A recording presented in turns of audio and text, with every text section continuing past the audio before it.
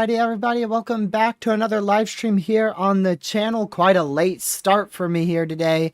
Haven't seen much action, to be honest with you. We've had the isolated West Virginia tornado, and then our current 2 tornado warnings out in Colorado. Just lost one of those, just expired there. Let's see, we have here in the chat, we have Studios, Catman, Kaylee, Sam, as well as Caleb, Capybara, Northeast Weather, and Rebel as well. Glad to see you guys all in here. Brooklyn also in here, and everyone else who's watching and just may not be chatting, or if I missed you, glad to have you in here. And yeah, let's go ahead and switch right on over to the main scene here. Switch right on over. Hopefully everything's good to go. Yeah, we are good to go. So right now, not really a whole lot of crazy activity happening. We've got a singular tornado warning in a radar dead zone out here in southeast Colorado. That's mainly posing a big time hail threat. Tornado threat is ramping up with it slowly but surely.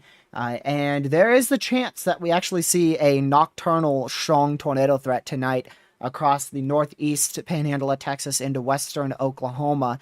We'll go over that in just a bit.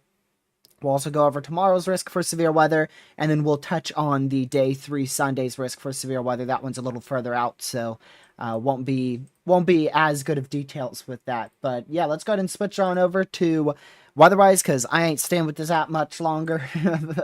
It's gotten on my nerves over the last 2-3 days. So this is what we're looking at here across the U.S. A very large level 1 out of 5 marginal risk for severe weather, all the way up from, well, the Atlantic Ocean, because that marginal is actually into the Atlantic Ocean right there.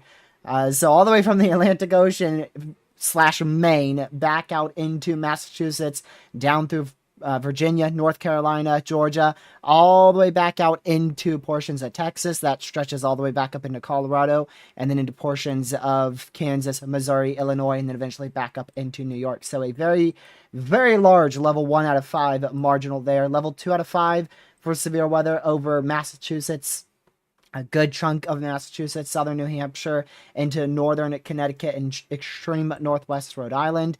We also have another secondary level 2 out of 5 threat, a much larger level 2 out of 5 threat way back here in Tennessee, Kentucky, Alabama. That stretches all the way into, nearly into Wyoming, all the way back down into southwest Texas, with 2 separate enhanced risks for severe weather out in Texas and Colorado, just like yesterday. Looks very familiar, where yesterday we had an enhanced risk down in here, and then we had an enhanced risk back up in this area. Very similar enhanced risk to what we saw with yesterday's outbreak of tornadoes. So today, not nearly as heightened of a tornado threat. Switch on over to that tornado threat. We do have 2 5%. The one in Kentucky and Tennessee has been significantly underperforming at this moment. They do have a tornado watch out for about the next 3 or so hours. We also have 2 tornado watches out here, one in Colorado, and then a new one that just got issued out in portions of Texas. Both of those are relatively low probability. The one here in Texas is actually, I don't know how big is that one in Texas. I don't know the borders of that. I'll check really quick for you. So the borders of that, okay, so that's how far it goes. So this watch right in here, this tornado watch has a 50-30 watch probability. What that means is there's a 50% chance of 2 or more tornadoes, so we have a very good chance to see at least one today. And out of those 2 tornadoes, there's a 30% chance one is strong. So that's what a 50-30 tornado watch means. 50% chance of 2 or more tornadoes, 30% chance that one of those is EF2+. So there is a chance that we see a strong tornado today. Most likely, if I had to guess exactly where that highest threat would be, it would be along an outflow boundary near Lubbock, Texas, and then a secondary outflow boundary back up here into the panhandle of Texas, panhandle of Oklahoma. Those are the 2 main areas I'll be watching for a strong tornado threat. Mainly after dark, mainly after 8 p.m. Eastern time is when our tornado threat will begin to ramp up. Damaging winds, not as big of an issue as what we had yesterday. Still could see some wind gusts potentially as high as 80 miles per hour. We're not expecting no 109 mile per hour wind gusts like yesterday, but we could see an isolated gust up to 80 miles per hour tonight as storms congeal up into a line in an MCS. Hail is going to be the leading issue today. Double barrel hail risk in place. Colorado, Kansas, Oklahoma, Texas panhandles all the way back down into southeast New Mexico and the southern panhandle of Texas. Potential for a 4-inch hail is definitely possible. Could see an isolated hailstone as large as 5-inch in diameter for today. And then in terms of tomorrow, we actually got an upgrade. We do now have an enhanced risk for severe weather that stretches from extreme east southeast Arkansas, only a small sliver, through a good chunk of northern Mississippi into northern and central Alabama. This is mainly and actually only for the potential of damaging winds. This is the threat for damaging wind gusts of about 70, possibly up to 80 miles per hour. Also could see some isolated large hail across Mississippi back into Texas, Oklahoma, Arkansas. Some hailstones may be able to approach near 2-inch in diameter. And then the tornado threat is low tomorrow. It is not zero, but it is low. There is a very large 2% and also a small 2% back out in the Carolinas into southeast Virginia. So not really much of a tornado threat tomorrow. I do believe we could see a 5% tornado risk introduced in portions of Illinois, Missouri, maybe even into Indiana and Kentucky for tomorrow. Looks like we'll have the opportunity for a couple tornadoes with a remnant low pressure, or at least an MCV. I think it would be an MCV, remnant MCV that goes across Missouri, Illinois. That would definitely include the St. Louis area. Wouldn't be shocked if we get a 5% tornado risk there for tomorrow. And day three, we actually have another enhanced risk for severe weather. It's honestly getting tiring. Can we stop, please? We've got another enhanced risk for severe weather, this time on the day 3 outlook, which is something we haven't seen in a little while. Normally we see a enhanced risk on the day 1 outlook with these mesoscale features, but this one actually has enough confidence to introduce a day 3 enhanced risk. And not only that, it is actually a hatched day 3 risk for the potential of multiple significant severe weather events unfolding across Oklahoma and Texas. And I do believe this has derecho potential. I think this has derecho potential across Oklahoma and Texas. I think there is the opportunity that we end up getting a derecho out of this, where we see a line of severe storms track from southeast Colorado all the way into central Texas, potentially even into Louisiana and Arkansas throughout most of the nocturnal hours of Sunday into very early Monday morning. We'll see which way things trend. Obviously, things can easily trend the opposite direction, but right now it looks like we should see a very intense MCS form probably just after 9 o'clock Eastern time. That should track from Texas, Oklahoma, like I said, maybe even forming in southeast Colorado, all the way into Louisiana and maybe even as far as into western Mississippi before it fully dies out by the time we get to 6, 7 a.m. Monday morning. So very significant severe weather episode is likely on Sunday. Very significant severe weather is likely. I don't know about the tornado threat. Tornado threat should be possibly a little bit on the lower end. It is not going to be zero. There's definitely going to be the chance for a few spin-up tornadoes. But in terms of exactly what we see, like will there be strong tornadoes, how many tornadoes, or how elevated of a tornado threat, there's a lot of uncertainty on that. The hail threat, we will probably see a significant threat for large hail across the northern side of this risk area. That may be where our greatest tornado threat exists as well. And then, like I said, things will rapidly grow upscale into a line at least in Oklahoma and into the panhandle of Texas, and then continue through much of the rest of that hatched risk area. So should see a very large line that forms potentially even a derecho there on Saturday. Or rather Sunday, my bad. Sunday. Sunday. There you go. Saturday, that's tomorrow's outlook, which looks like this. Tomorrow, we're probably going to deal with a remnant MCS that forms tonight, and it could strengthen tomorrow, thus leading to widespread damaging winds. And it doesn't stop. I hate to tell you, it doesn't stop. Day 4, we've got a risk for severe storms on day 4. So it doesn't stop with Sunday. Monday, we will see more severe weather, and that will likely be in the form of our remnant MCS or possibly whatever it may be, remnant derecho, whichever one, likely re-strengthening across portions of Arkansas, Louisiana, Mississippi, and Alabama into the western panhandle of Florida there on Monday. And then finally going into Tuesday, we're done. We are finally done. Tuesday has a very minimal signal for severe weather in the U.S. So Tuesday, we should finally start to calm down in terms of tornadic activity and just severe weather activity as a whole across the U.S. I have some more bad news. That's not going to last long. It looks like we're going to be returning to the potential of a more significant severe weather, probably almost right after we get this break. Tuesday, we may have a few isolated severe storms across portions of Texas, maybe into as well as Alabama. Wednesday will probably end up being one of the more inactive days. And then Thursday, we could end up starting to see severe weather. North Dakota, South Dakota. Friday could end up seeing severe weather in Montana, Wyoming, North Dakota, into Canada. And then as we go into the middle of June, we should see multiple trough ejections capable of producing all significant severe weather hazards across the northern plains. So this area is going to be an area that we talk about a lot going into the middle of June. Much of probably Iowa, Nebraska, South Dakota, North Dakota, Minnesota, Wisconsin, eastern Montana, eastern Wyoming, that area should be under the gun for severe weather going into the middle of June. So we will have a few days where we could take a break briefly and breathe for a second.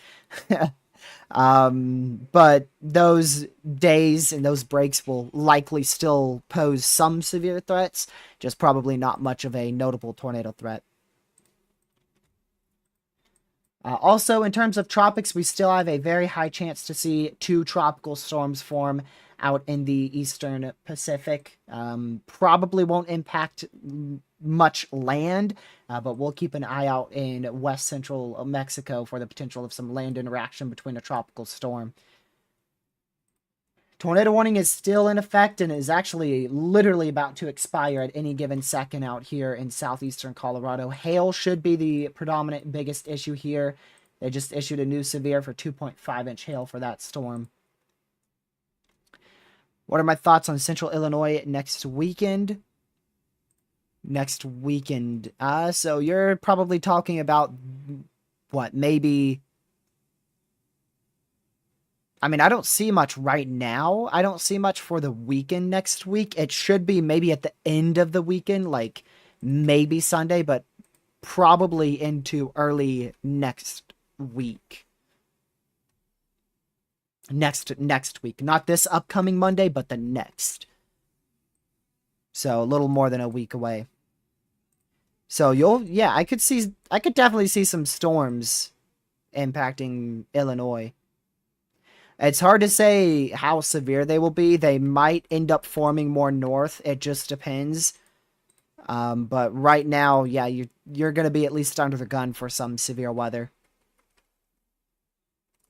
It depends on how high our ridge goes.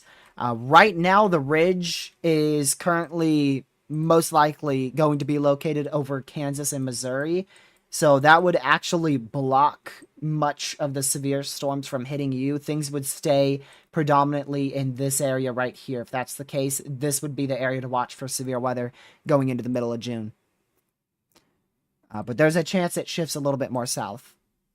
So I would definitely keep an eye on it. Brooklyn, do you think, or rather, do you know if I could get a severe watch or tornado watch? I'm not the SBC, so I can't tell you if you're going to get a severe watch or tornado watch, but if you do see a watch tonight, it will likely end up being a severe watch. Most likely it would be a severe watch. Worst case scenario, it is a very low-end tornado watch. I don't expect much around Tulsa at the moment. I think it will be mainly a damaging wind threat, and it should just be a lot of very heavy rain. And it's going to be very, very late tonight into tomorrow. Like, we're talking probably 4 a.m., 3 a.m. when storms start to hit Tulsa. Very, very late tonight.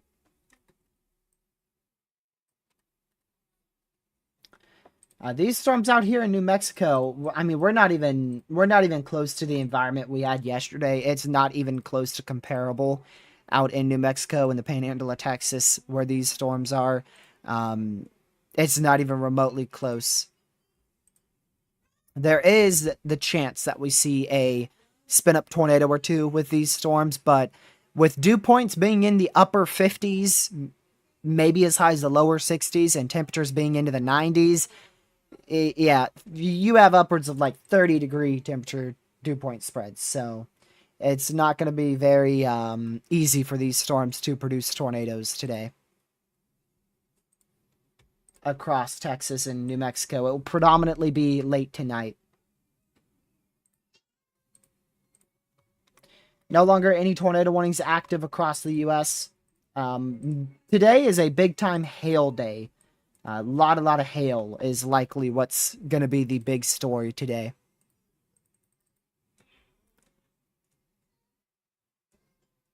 That's going to end up being the main issue. There is a tornado watch still in effect across southwest Kentucky, northwest Tennessee, but the opportunity for tornadoes is very low across this area. Pretty surprised they even pulled a 5% tornado risk out here. I really didn't see anything with this setup. And just out of nowhere, they upgraded to a 5% tor, and it ain't verified at all. It is not verified at all, that's for sure. Storm ETA from me, eventually. Storm should eventually get to you. Probably, man, so late. Yeah, you're looking at about probably 5 a.m. Like 5 a.m. tomorrow morning. So, very, very late. You're in a slight tomorrow? What?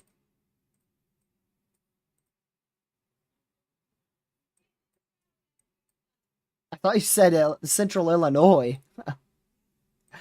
How are you in a slight tomorrow if you in Central Illinois? Oh, welcome to the stream, Lakeisha. I believe I missed you. I apologize. Welcome to the stream.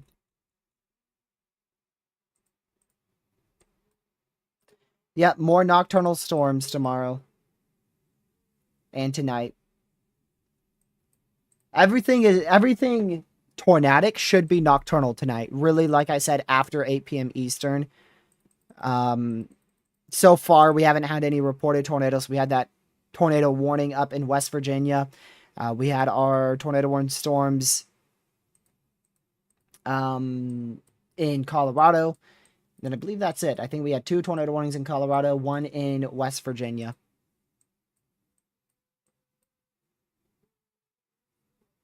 Middle Tennessee. I don't see much right now for Middle Tennessee for tomorrow.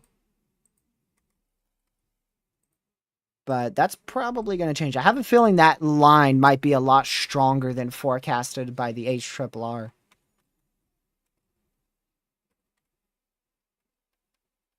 Wait a second. No. No. Wait, is that actually what the enhanced is for? Let's see here.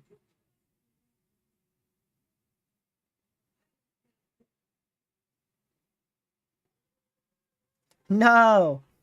It's an overnight threat tomorrow. Yeah, so storms start to explode across Tennessee and northern Mississippi at about 7, 8 p.m. And the peak threat is like midnight. Not fun. There's a lot of uncertainty on tomorrow, so just stay weather aware. There's a lot of uncertainty. I can't tell you exactly what you're going to see and when. Just make sure you're weather aware all day tomorrow. There's a chance for a strong line. There's a chance for a strong line towards, like, what is that, 2 p.m., 1 p.m., 2 p.m. And depending on what happens with that, we may or may not see more very intense convection fire up towards 6, 7 o'clock tomorrow evening. A lot of uncertainties. I'm pretty surprised we got an upgrade to enhanced. I don't see a lot of consistency in that area. Some models don't even have rain in that area tomorrow in the enhanced risk. Much of the enhanced doesn't even get rain on some model runs. And then others show a full-fledged huge MCS. Meaning lucky chasing anytime soon. We're worn out. We tired. These events are likely going to be big time windbags, so I'm not very interested in them. I am watching Sunday's threat. If I do chase, it will be Sunday. Tomorrow's at 2%. It looks very, very, very meh. It looks really bad for a chase day. The main tornado threat tomorrow, probably in North Carolina, will be focused near Jacksonville. Probably from, like, Elizabeth City back towards Greenville, back down to Jacksonville. Like that area right there. And that's like a good 3.5, 4 hour drive. I ain't doing that for the chance of a wall cloud. Chance of getting a tornado out of tomorrow's setup in North Carolina is very slim. Sunday might be a bit better. Right now, some models are indicating very explosive supercell development across eastern North Carolina, southeast Virginia. And if that happens, it possibly would be worth the 2-hour drive or so. But it's summer. Summer is much more difficult to predict how storms are going to explode. That's why, summer is the type of days that we end up seeing risks go from marginals to moderates in 2 updates. So I'll just pay very close attention to it. Keep an eye on our model runs. And if things get uptrending, who knows? Maybe I'll leave last second from the house tomorrow. I highly doubt it, though.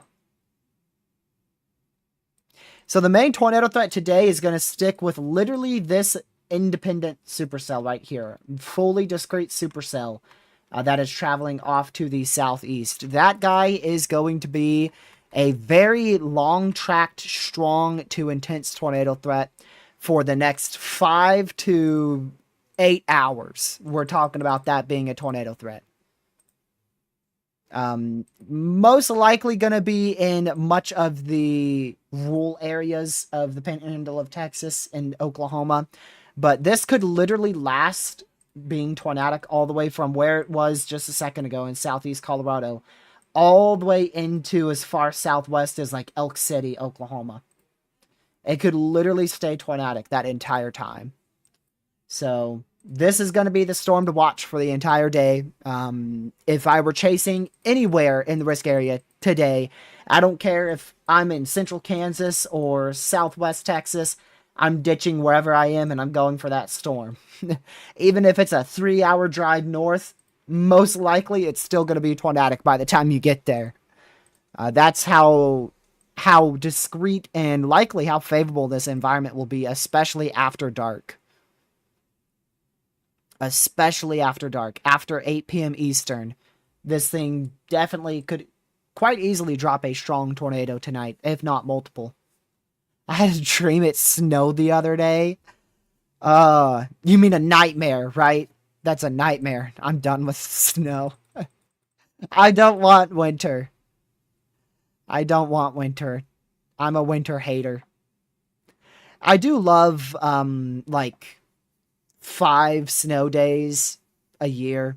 Like, that's awesome, but it's always so stinking cold, and I don't like it.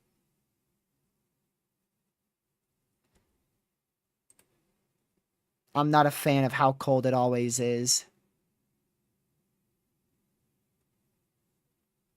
in the winter. My favorite month is probably like March or April. March and April seem to be really good weather months. Not only for tracking weather, but also for just literally going outside because it tends to be into the 70s.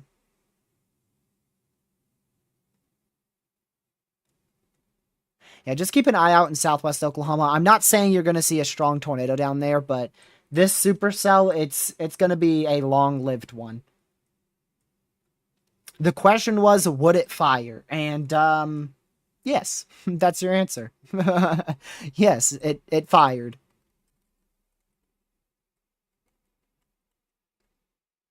So it should last for an absurd amount of time. I am noticing that it is a little bit more clustered mode behind it. I wonder if that's going to interfere at all with it. We'll have to see if this can successfully pull away from that cluster or not. Yeah, it's matching up to the HRRR right now. The HRRR has a supercell in this area at 6 o'clock, and it's currently 6:28 Eastern Time, and there's a supercell in this area. So, yeah, the HRRR is spot on right now. And according to the HRRR, the storm doesn't die until... This is a bit more of a stretch, but it really doesn't die out until south of Oklahoma City. The HRRR literally has it tracking this entire span and then starting to die out in this area. And according to the HRRR, it begins to die out towards 3 to 4 a.m. So, legit tracks that entire area over the next, like, 5 to 6 hours, according to the HRRR. So, there's a very good chance this thing could last as long as 5 to 8 hours. I'd be pretty surprised if it lasts longer than 5 hours, but models have definitely shown it surviving longer than 5 hours.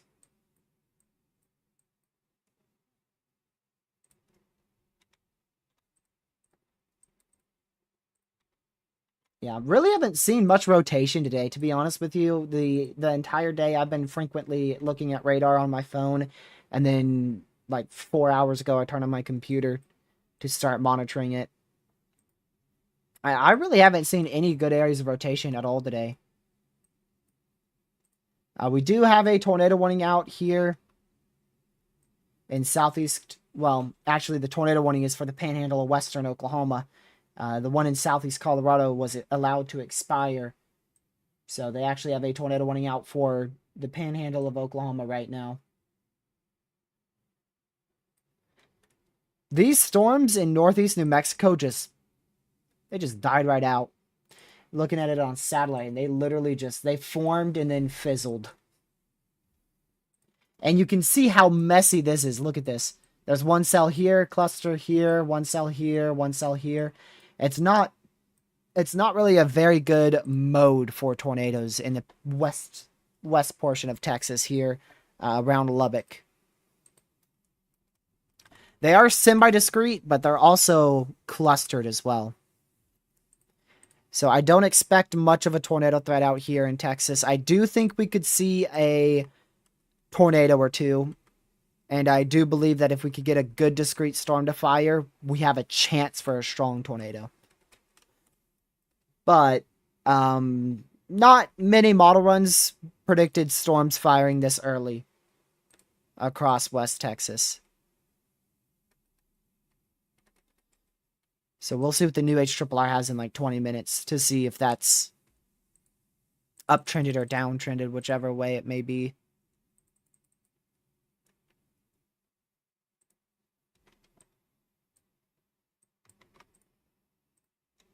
Storm over Lubbock is currently producing 1.75-inch hail and 70-mile-an-hour winds. So if you're in Lubbock, unfortunately, you're being hit by another quite significant storm. Now, it's nowhere close to the 80 to 90-mile-an-hour winds you had yesterday, as well as the 4-inch hail you guys got yesterday, as well as the probably... I haven't seen any observed tornadoes, but likely we at least had 2 to 4 tornadoes around the Lubbock area last night that we were covering.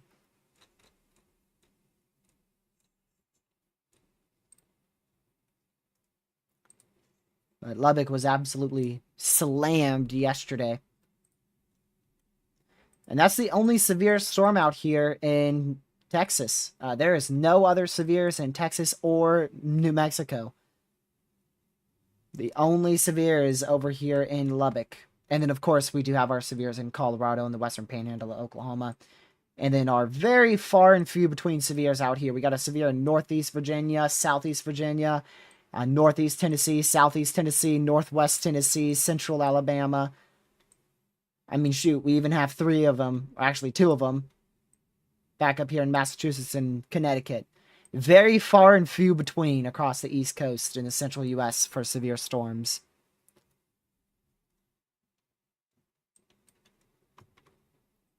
So the main area to watch right now is definitely, like I was mentioning, with this one supercell across southeast Colorado, the western panhandle of Oklahoma.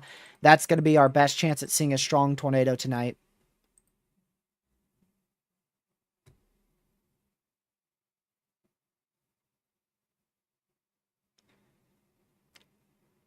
It's going to be difficult to get a tornado today. I kind of agree, to be honest with you. I actually kind of agree. Even though we have a volatile environment in the northern panhandle of Texas right now, this storm's moving right towards that environment. I still think it's going to be pretty difficult to see a tornado across much of Texas, eastern New Mexico, much of Colorado, as well as into Kansas. I think our best chance for a tornado is with this storm after 8 p.m. Eastern as it moves into northeastern panhandle of Texas. I think that's our best chance for a tornado today. Which is why I said, even if I'm like 3 hours away from this storm, if I'm all the way in like Lubbock or Midland, Texas, I would still make the drive all the way up there. The good news is, if there is any chasers down there, I mean, you got a straight shot. If you're in like Midland, you just hop on 349. That turns into 87, turns into I-27. You just keep going straight, and then in Amarillo, you hop on towards Highway 60, and that takes you right into the northeast panhandle of Texas. Spreads are the problem? Yeah, especially in eastern New Mexico. That's a big problem. But in the northeast panhandle of Texas, it's not that bad. Northeast panhandle of Texas, it is 79 and 67. Which, that is still pretty far. That's 12, but not as bad as the 56 and 59 in eastern New Mexico. That's like literally almost 30 for your temperature degree dew point spread.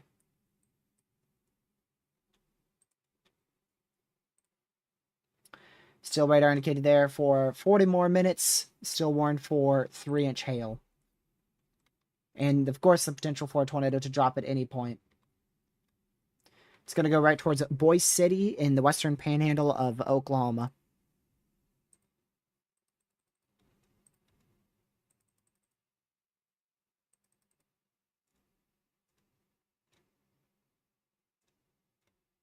See if we got anything else over here.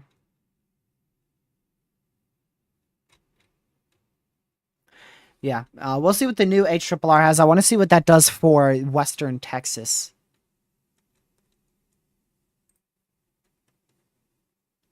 That's what I want to see.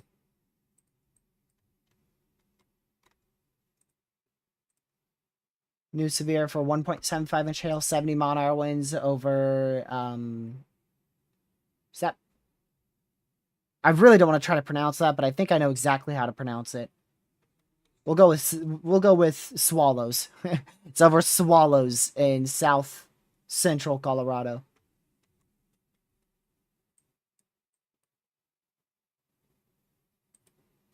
Go back out to Tennessee. Yeah, that's just one for 60 mile-an-hour winds right now. Fully outflow dominant. Here's what an outflow dominant storm looks like for those who don't know. This is a fully outflow dominant storm where you have reds going completely away from this radar site. You got to make sure exactly where your radar is located. So in this case, full reds like this. Winds going away from your radar site. And then just a straight line of rain. That is a very outflow dominant storm. There could still be the threat for an isolated spin-up tornado on this. If we just get a bit better of wind shear, there's the opportunity for a spin-up tornado somewhere on that line. So we'll keep an eye on that. That's why we have a 5% tornado risk today. Yep, mods are immune to Nightbot.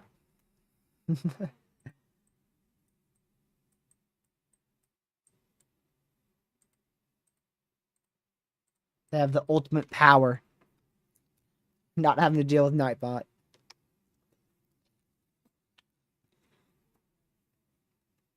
Let's see here.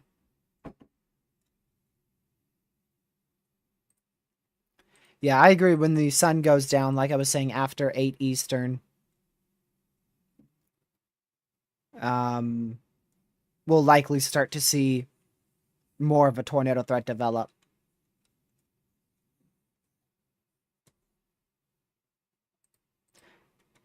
But I'm curious to see exactly how we get our tornado threat out here in the western portion of Texas.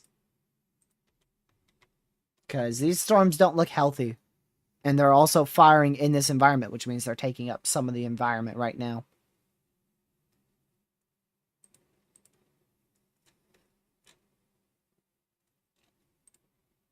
So tornado watch today, probability, like I said, is a 50-30 across portions of Texas into the panhandle of Texas, in eastern New Mexico, and in the panhandle of Oklahoma. 50% chance in that entire watch to see 2 or more tornadoes. And there is a 30% chance that one of those tornadoes is strong of EF2 plus intensity. Now, back up here in Colorado, those probabilities is a 40-20, which means still means the same thing. 40 this time, a little bit lower. 40% chance of a tornado or two, or rather a 40% chance of 2 or more tornadoes, and a 20% chance one of those is strong. 40% chance of 2 or more tornadoes, and a 20% chance that one of them is strong EF2 plus. It is EF2 to EF5, but I just like to say EF2 plus.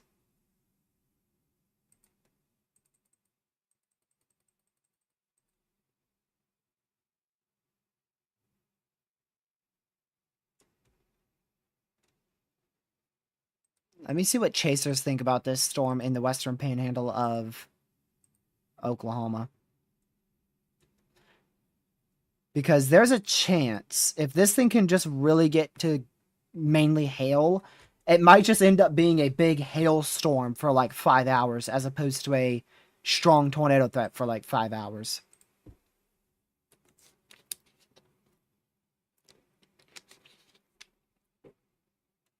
It might just be much more of a hail threat here.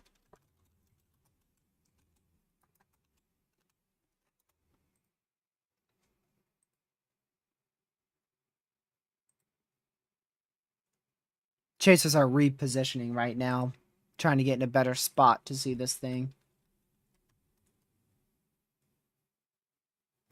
Yeah, most are on this interstate here going south.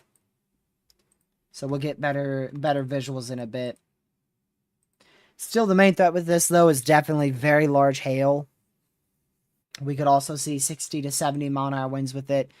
And our tornado threat is going to continue to slowly ramp up. And then likely rapidly ramp up after 8 p.m. Eastern.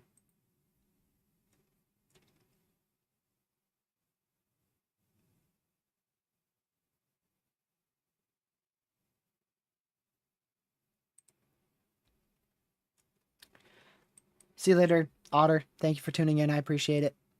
Have a great rest of your day.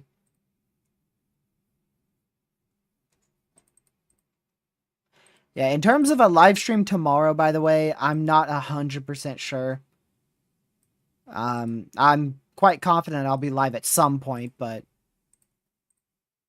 Just like today, I thought I was going to be live close to 3 p.m. today, and then I ended up going live at 6 o'clock because that's what happens on these summer days. Storms can sometimes take much longer to fire, or they can fire up much quicker. But tomorrow is mainly a damaging wind bag. So I should be live likely at some point tomorrow. And then Sunday looks very bleh right now. At least on the HRRR. But I think the HRRR is doing a horrible job.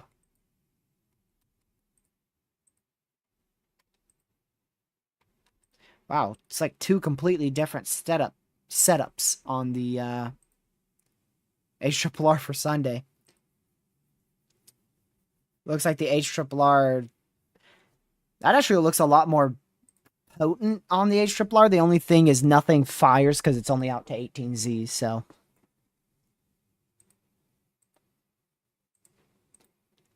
Jeez. The NAM 3K doesn't have a derecho, but oh my goodness, does it ever have a long-lived and very intense MCS. It starts in the panhandle of Oklahoma, southwest Kansas, and it tracks all the way into the DFW. I don't think that would classify as a derecho. Nope. It wouldn't. If it actually formed along that and took that track, that would not classify as a derecho. That's not long enough. Isn't that crazy how that's not 400 miles right there? It could literally track from southwest Kansas all the way into Dallas and not be classified as a derecho. If it went in a straight line. Now, if it curved some, like say it went down to like Amarillo and then turned east, yeah, that's 400 miles. That's like 450, almost 500 miles. But if it went from the border of southwest Kansas, western panhandle of Oklahoma, into Fort Worth, and that's where it stopped being severe, that's about 380, 390 miles. Which it's got to be 400 or more. Even if it's 390, 395, if it's not 400 and greater, then it's not going to meet that criteria. So it would still be 10 to 20 or so miles shy if it formed in Kansas, Oklahoma, panhandle there, and then tracked all the way into Dallas, and that's where it died out. Whereas with the original criteria, that's how far it would have to track. It would have to track from southwest Kansas down into Vernon. That would classify it as a derecho. But now with the new one, it actually has to go all the way into, say, Dallas, and then it would hit that qualification once it gets into Dallas. If it dies before Fort Worth, nope. If it gets into Dallas, then yeah. And that's assuming it's as intense as what we're currently seeing on the NAM 3K. Which is not a good thing to assume, because the NAM 3K typically overdoes intensity.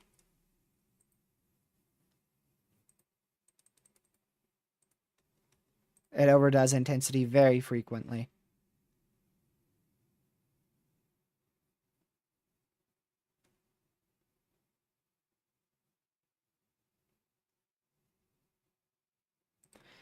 Yeah, tornadoes don't really seem to be a big issue tomorrow. I don't see a really big threat for tornadoes anywhere in the U.S. I would keep watching the St. Louis area, though. I think we could see a tornado around the St. Louis area somewhere in here. There should be a good chance for a few tornadoes, and that will include the St. Louis metro.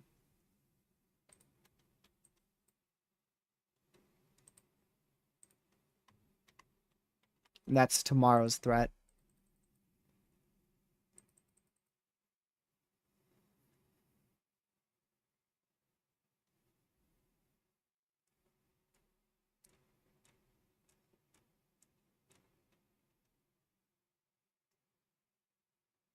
Let's see. When is this? Tomorrow's Saturday, yeah. Yeah. What's weird is the Euro model is actually the one that shows an MCS tomorrow afternoon and evening. The NAM 3K doesn't. The NAM doesn't. The HRRR shows a very weak one. The RAT model doesn't. The GFS really doesn't either. It's the Euro. Who issued that Day 2 Outlook?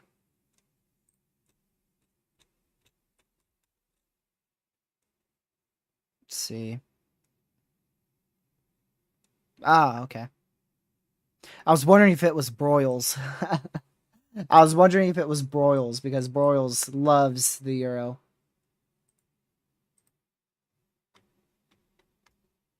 Big time damaging winds exiting Lubbock right now, likely exceeding 75 miles per hour. Big time damaging winds there.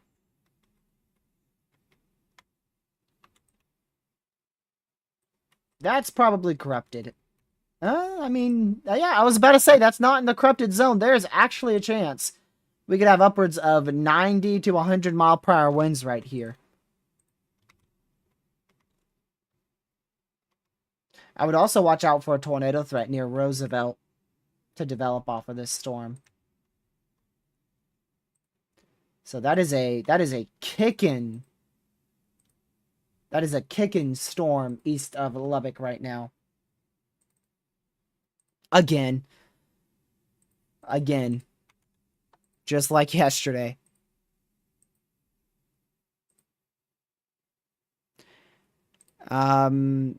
Wind shear, not very favorable for a tornado out here. But you do have plenty of veering. You have a lot of veering with height. There's not a lot of helicity, but there's a lot of veering. So it could try to rotate. But it is definitely producing some really strong damaging winds there. That is extremely high velocities being picked up on velocity. They did upgrade it to PDS for hail, but not for wind.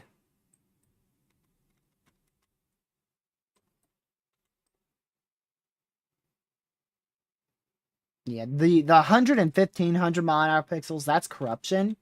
But the pixels right in here that say like 88, 92, 94, 95, that's likely not corruption.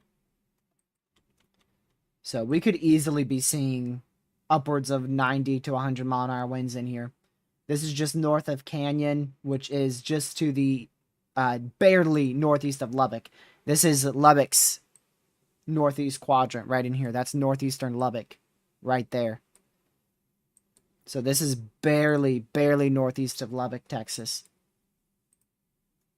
That is a crazy velocity signature.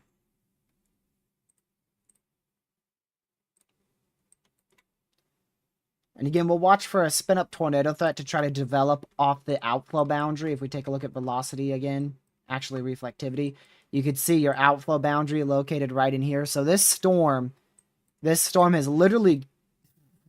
Okay, is it actually... It's latching onto that outflow boundary. See, now that's an issue. It didn't create that outflow boundary. It's latching onto that outflow boundary. For a second, I thought it created it. If it created it, it would be a little bit slightly more different. But if it's latched onto that outflow boundary, yeah, that's probably a hook echo trying to spark up there over Roosevelt.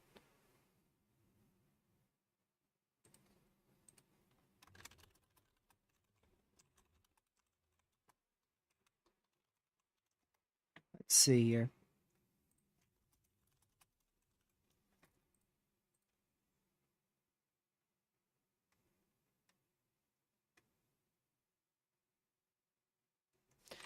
See if that rotation's any tighter.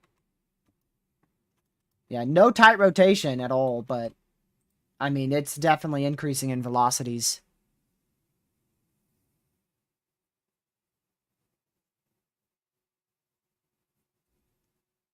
Jeez.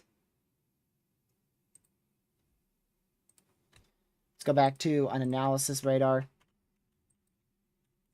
Yeah, that actually might be your area of rotation, might be developing a little bit more to the south than I was thinking. So that is where your area of interest is, but the area of rotation might actually be that right there, southwest of Roosevelt. Something that could help with that is this. Hard to say. But either way, the inflow of this, the RFD winds of this storm, whether it be RFD winds of a wall cloud or just RFDs of the general supercell, that's definitely pushing 100-mile-an-hour velocities right there.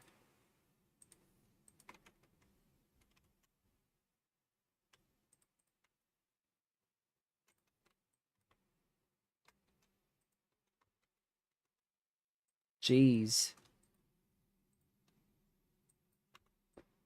Yeah, again, that's widespread velocities of at least 80 miles per hour, potentially as high as 95 to 100 miles per hour. This is coming into Roosevelt in western Texas right now.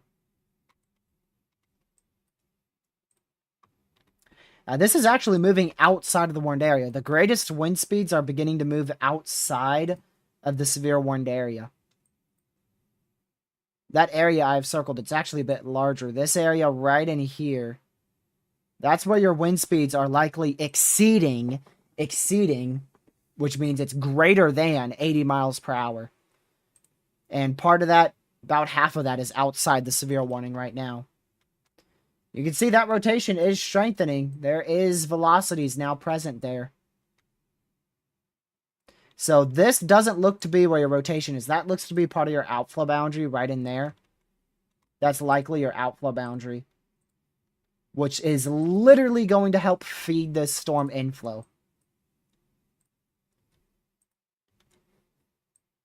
So that outflow boundary goes all the way back into our other supercell near Morton. And it goes in just like this. So this storm, and look at that huge clear slot.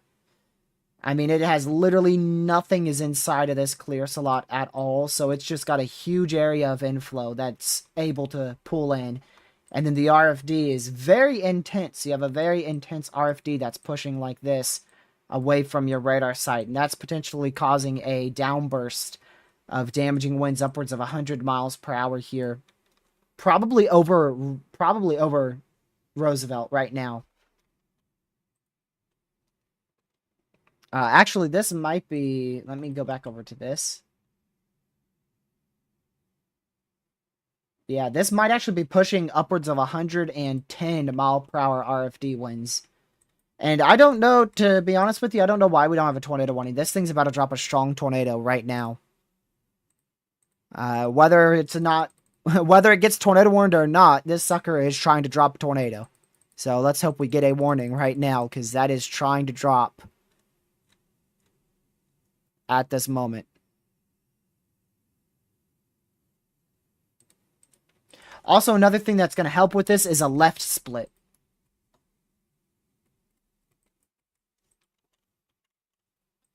So this storm is moving to the north. Yeah, why is this not tornado warned? Lord have mercy. We are literally having a repeat of yesterday.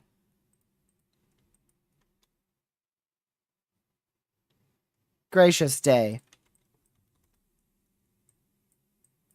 That is insane.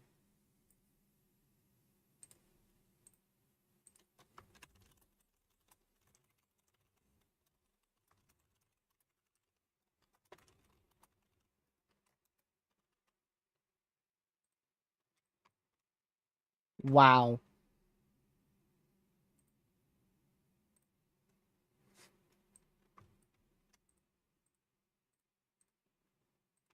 That is a crazy, crazy supercell.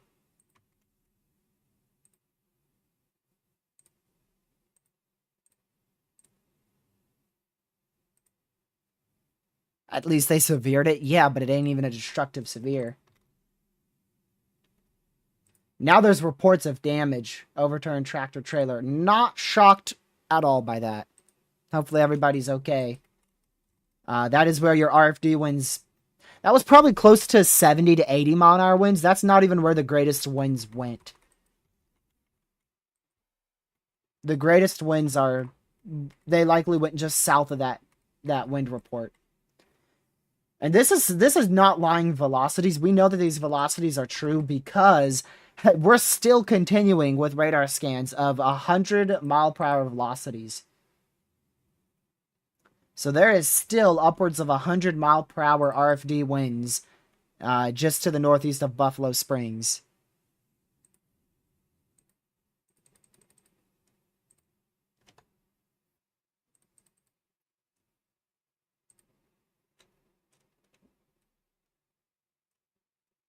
There's got to be a chaser here, right?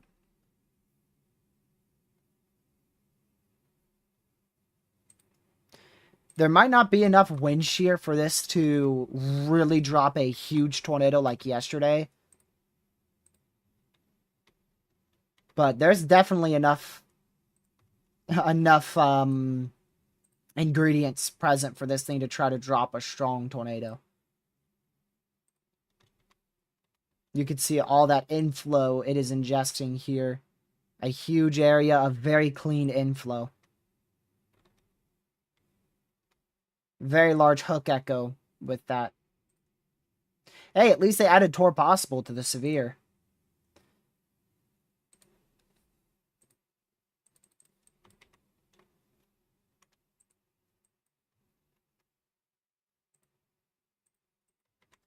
Yeah, that rotation's still fairly strong, but it might have just broke up on that newest scan. Hold on. This is an old scan.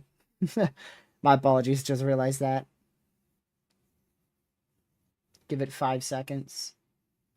We'll get a new scan right now. Yeah, I don't see as strong rotation on that newest scan, but those 3 scans, this scan here, this one here, and this one here, that was definitely rotating. Started rotating north of Buffalo Springs, got very, very strong. I mean, we're talking about like 150 mile an hour rotation right there at one point.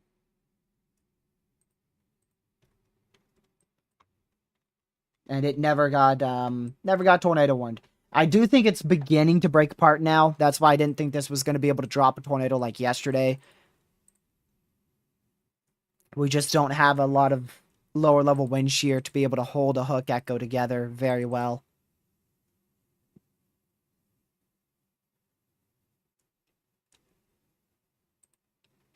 Yeah, it seems like most people in the community agree that this probably should get tornado warned. I was wondering if maybe it was just me, so I went to check, and nope. Like, half the community's talking about this storm and why it's not tornado warned. Now it doesn't look nearly as tight. The velocities have broken apart. The hook echo's starting to become slightly more sloppy, but man, that was probably one of the most impressive signatures that I've seen with no tornado warning. You know what's first? Yeah, we all know what happened last year. Don't even think I have to mention that.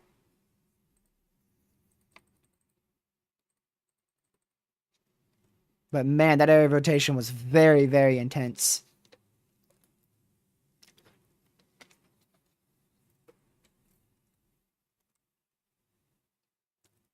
Tornado in Norman at 5 a.m. this morning. I did see a tornado warning issued in that area, and I heard a lot of chasers say that sirens went off, but I didn't see any chasers report tornadoes. I didn't see any tornado reports. I know there was a tornado. Where was it? I believe it was in East Central Oklahoma last night. Let me see if I can get you more detail real quick. But there was definitely a tornado warning in Norman. Let's see.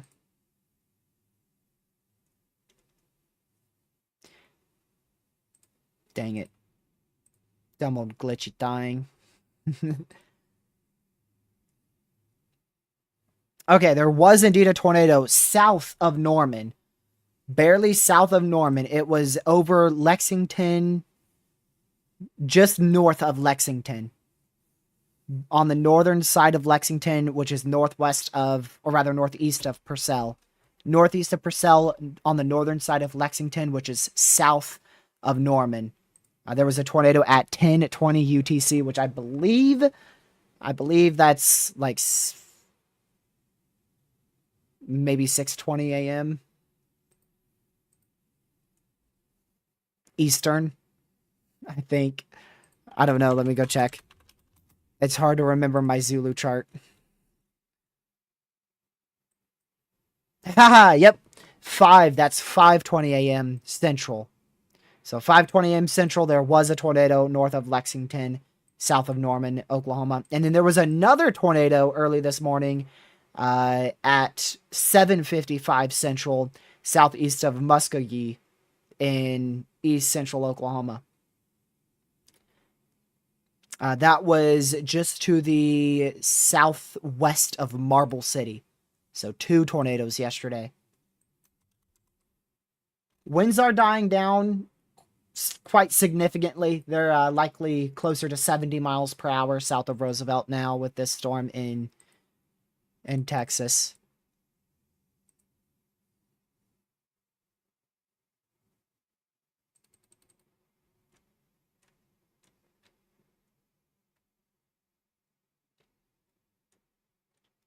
This definitely could have produced a brief, strong tornado. Keep an eye open for any reports or anything like that. I'll definitely keep an eye on things because there is definitely a chance this thing could have produced a brief, strong tornado. If it did, it would have likely... It would have been, if it did, it would have been right over Roosevelt. If it did drop a tornado, its most likely location would be literally right over Roosevelt. Because that's when the couplet was at its absolute peak. At least so far.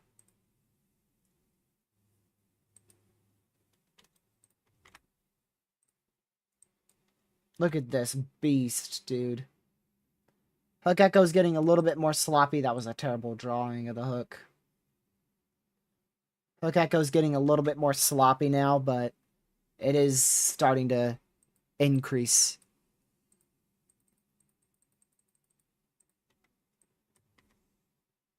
Yeah, it's starting to increase again in rotation and increasing again in more organization there.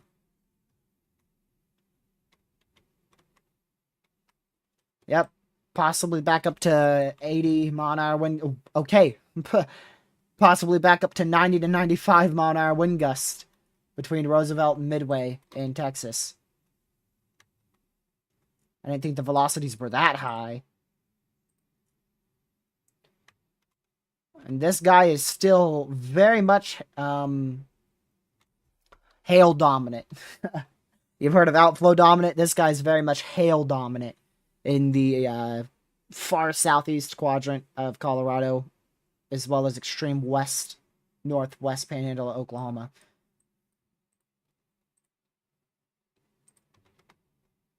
All right, still warned for 1.75 inch hail, 70 mile an hour winds, and torr possible, but there is still no tornado warning, no destructive severe for 80 or 90 mile an hour winds, and this thing is still trying its hardest to rotate and is definitely producing at minimum 80 mile an hour winds.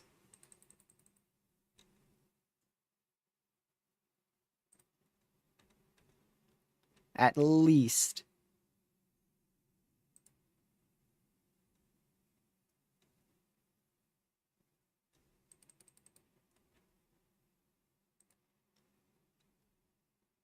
But it's not very strong rotation at the moment. It still could drop a tornado at any point, but it's not very strong rotation anymore. But you could still see the huge inflow on this. Even on velocity, you can make out the good area of inflow here. And it does get a lot sloppier. Notice how that large area of inflow doesn't directly translate right into the storm. There's a lot weaker inflow north of Midway, and thus we're not getting a good area of rotation.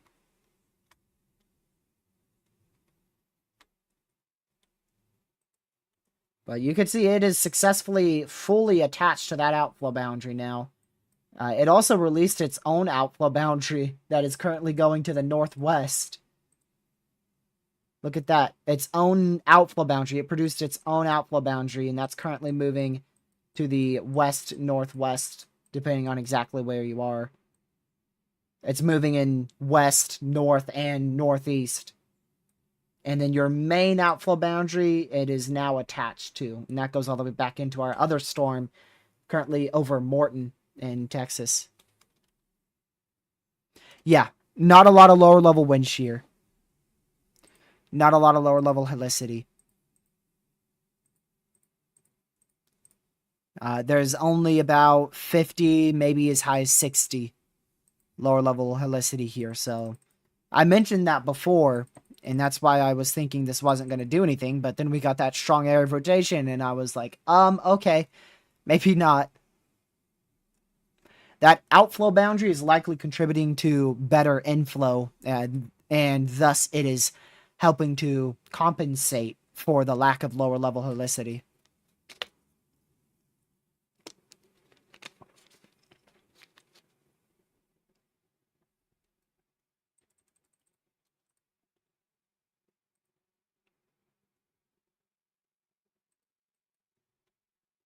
Let's see. Yep, last year was the year of outflow boundaries, so you got to be careful when outflow boundaries attached to a hook echo. That's when things go crazy. It really doesn't matter much about the environment. If you've got a good hook echo and an outflow boundary attached to it, it's likely going to try to go crazy. Obviously, if you have a hook echo on a storm, you already have a decent environment, and then that outflow boundary attaches to it, and yeah, that just enhances everything.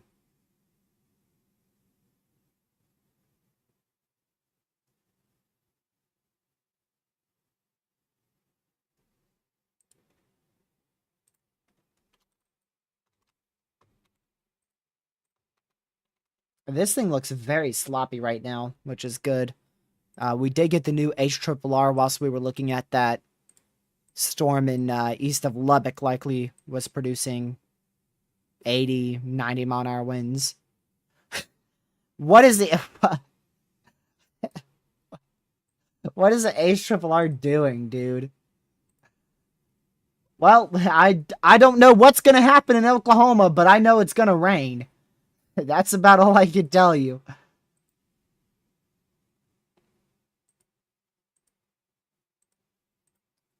There would definitely be the chance for a couple tornadoes with this mess. Also, 80 mile an hour winds and 2-inch hail. I wouldn't even rule out a strong tornado if we could get a discrete storm. Perhaps, say, like this right in here. I wouldn't even rule out a strong tornado in the overnight hours. You can see the HRRR. Look at it. That's literally the one storm. It just formed out there at Panhandle, Oklahoma, and it's still moving, and HRRR says, man, it ain't gonna die until 3 a.m. It ain't gonna die till 3 a.m. Yay! They finally tornado warned it. After it almost dropped a unwarned strong tornado. About time. So now you have to be seeking shelter in this area. That is a needed thing. You have to be seeking shelter because that is an active tornado warning.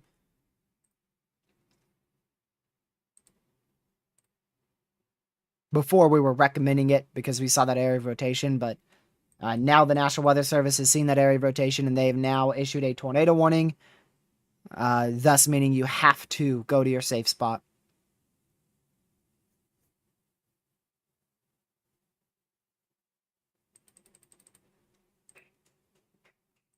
So be in your safe spot there. Again, that is just to the east of Lubbock, over Roosevelt.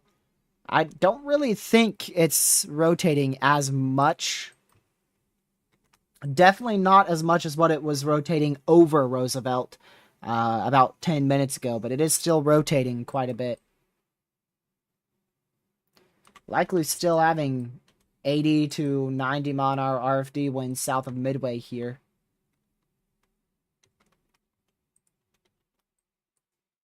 RFD winds are very simple. So RFD winds are that's an initial for rear flank downdraft.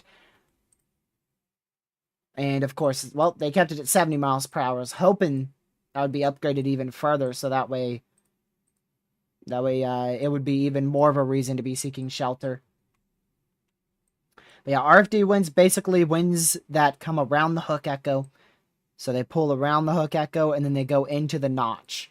And that's what your RFD winds are. And they are pretty much all the time, they are the strongest where the base of the supercell meets the hook echo and then starts to wrap around. So right where I drew that white arrow, between this area here and this area here, that's typically where your RFD winds are the strongest. And sometimes that can shift. Sometimes that could be a little bit south of the precipitation. So you could literally be outside of the precipitation and get hit with 80, 90 mile an hour RFD winds. And then sometimes the RFD could literally be in the actual supercell. Like RFDs can be in the hail core and then wrap around into the hook echo. So, but they're always around this portion of the supercell. They are always like in here, back out in here. They're always on this part of the supercell. That is where they are always located. They are always located in very close proximity to the hook echo. Because it's your rear flank winds, rear flank downdraft. So it's winds from the rear of the supercell, typically, like I said, back out in here, and then it's going into the hook. I would recommend seeking shelter if you're in Rails, Rouse, Crosbyton. I butchered that. I would recommend still seeking shelter because you could still see very large hail, potentially upwards of 2.5 inch in diameter. Staten here as well in Texas, I recommend you get to your safe spot. If you're in the severe or the tornado warning or both, I recommend seeking shelter because this storm is it's a very strong cell. It is a very strong cell. That's why I was hoping they would upgrade this to a PDS warning, because once they do a PDS severe thunderstorm warning, that means tornado sirens start to sound for that severe, which means more people would be seeking shelter. But even though we don't have a PDS severe for 80 mile an hour winds, we likely do have 80 to 90 mile an hour winds ongoing south of Midway, which is just southeast of Lubbock, Texas.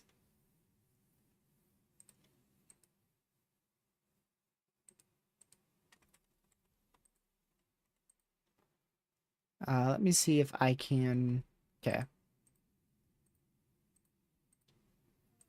I want you guys to see if you could spot the main supercell that we're going to keep an eye on tonight. This is updraft helicity tracks. Can you find the updraft helicity track where we're going to be keeping an eye on for a supercell the most? I'm not too sure how obvious it is. It is definitely not this long streak of cyan blue across the panhandle of Oklahoma and Texas. Totally not that. And according to the HRRR, that is all from this storm up here, which is... It's in a different position. It is definitely in a different position. I believe it was supposed to be a little bit more east. It looks like it is correcting that, though. Actually, look at that. See how it was originally like this way, moving to the southeast like this? Well, it didn't follow that trajectory. It did actually move more east. So never mind. It is starting to move the right way.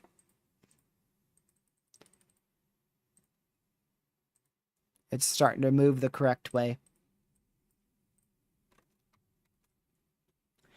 Again, still a 70 mile an hour severe. I really wish they'd upgrade that so that way these sirens would be sounding. They're probably already sounding is that Slatin or Slayton? Is that an L? I think that's an L. I'm terrible with pronunciations if you couldn't tell. But yeah, still probably near 80 mile an hour winds, if not locally greater than that, ongoing. Just to the southeast of Roosevelt.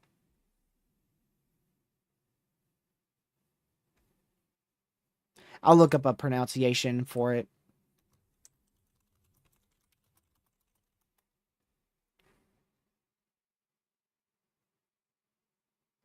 So it is Slayton. Yeah, it's Slayton. Slayton. Yeah, that makes sense. That sounds a lot better.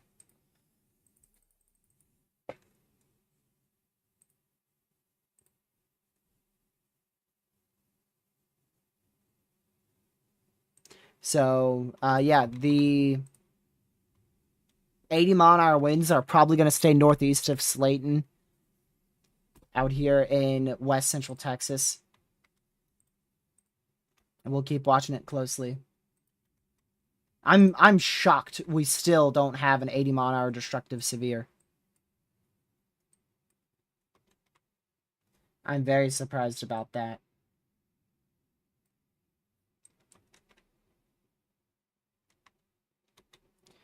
This cell back out here in Whiteface, Sundown, Morton, just west of Levelland. That sounds a bit familiar. It is currently warned for 60 mile an hour winds and 2.5-inch hail. Tornado threat seems low at the moment, but this is a classic butterfly split supercell. And it does indeed have its own outflow boundary on the south. So I would not be shocked if this tries to begin to rotate somewhere on the southwest flank. We could easily see a hook echo try to appear. And if that does happen, it would be heading towards probably sundown in west central Texas. So we're going to watch this storm closely to see if it can really ramp up in rotation or not.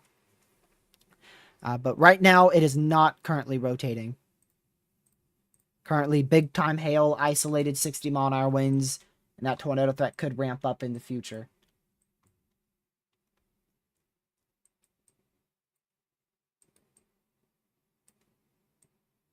Hello? Oh, up here. I was like, what? I didn't see it. There you go. We just got a new tornado warning. I mean, I guess.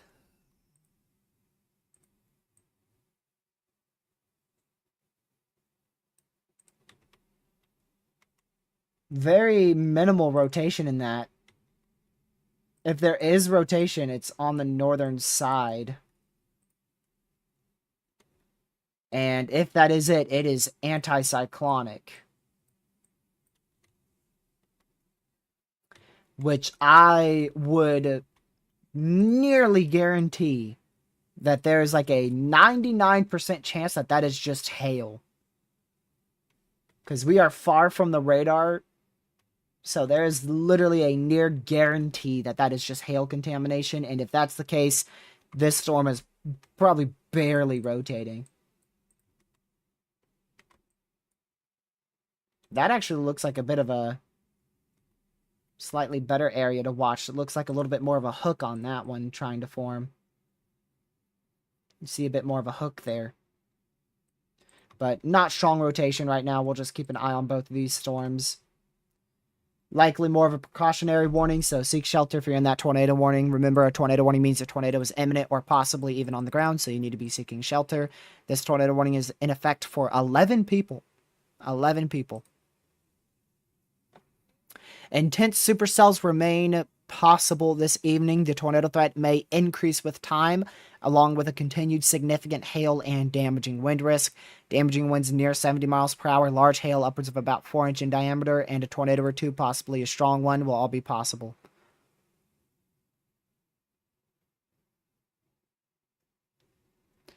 And that is a new mesoscale discussion for our storms near the Lubbock, Texas area.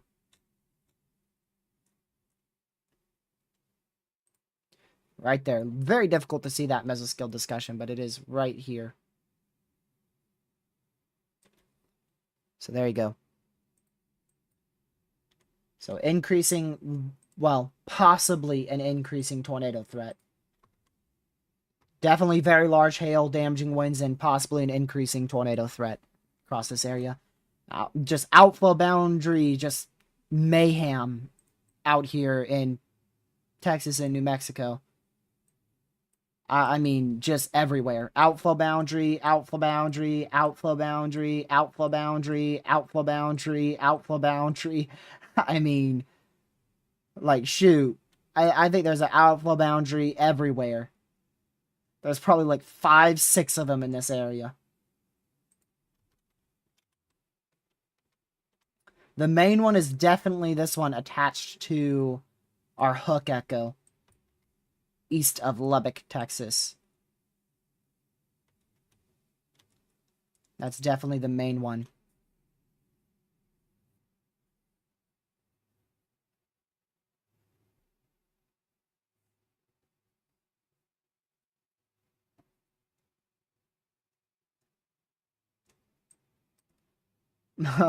Okay, weird. Tornado Watch just decided to disappear on me right there.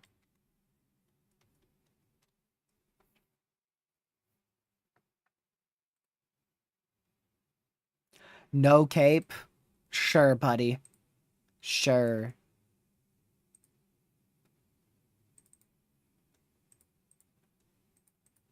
Sure, there's no cape with that storm. You're probably talking about a different thing. I highly doubt we have a severe for 2.5-inch hail and there's no cape. This is trying its absolute hardest to ramp up, but it's not succeeding right now. But it is trying its best to ramp up.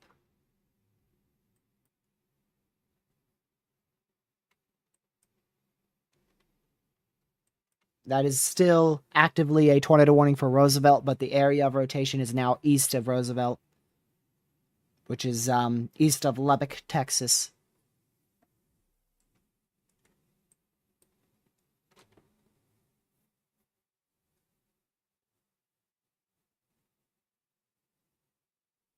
Talking about what a supercell approaches your town. Yep, that's exactly what it would be.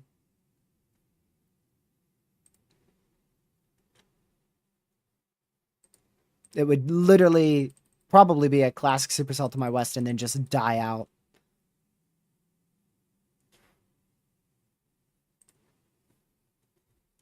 And go back up here into Colorado.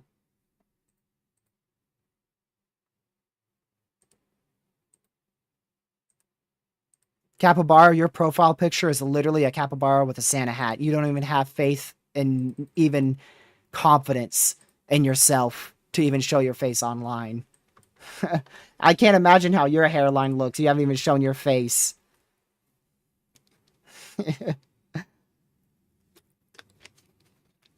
At least I'm accepting who I am and not hiding behind a profile picture.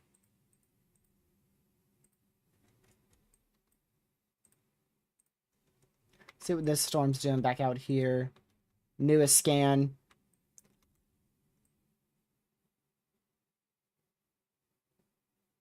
Still looking at about 80 mile an hour winds to the southeast of Midway.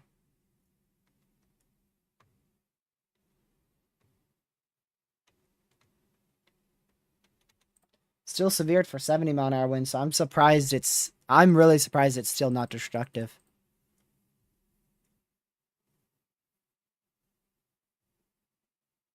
No way. Oh, I couldn't watch this clip. Dude. Yeah, that's insane. No. No way. There is actually a bus that literally went right in front of a chaser and just parked right in front of the chaser's view. Oh my word. That is hilarious, dude. A bus just parked directly in front of this chaser's view of a wall cloud. Oh, that is hilarious. Oh man. I gotta save that.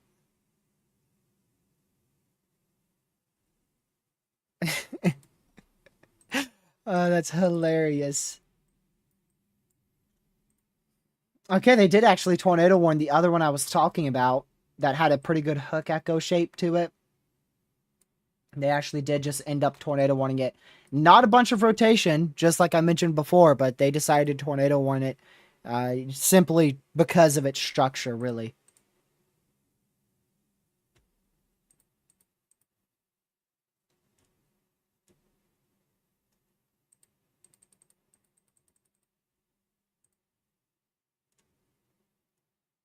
That tornado warning is for 67 people. That is south of Stratton, southwest of Burlington, northeast of Kit Carson, in east central Colorado.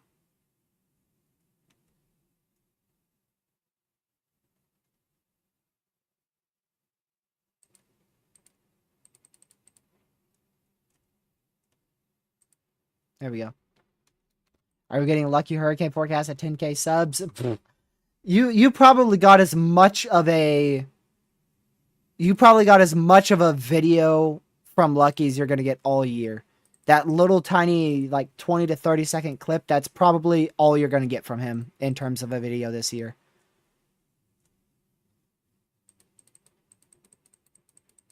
He's not committed to YouTube, so I'm not gonna push him anymore.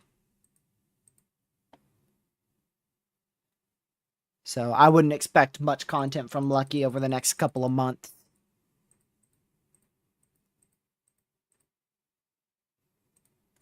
Most likely. Wow, look at that storm. I think he's got some crazy hail spike there. Crazy, crazy hail spike. That's well southwest of Rocky Ford, southeast Colorado. He'll probably do a live stream in the next month or two, but videos, I highly doubt he'll do any videos, and I highly doubt he'll do many live streams. It'll be probably a live stream or two. Starting to get that hook echo back here on our classic butterfly split supercell. Starting to see a lot better organization with this. Decent area of rotation. It's not very tight just yet.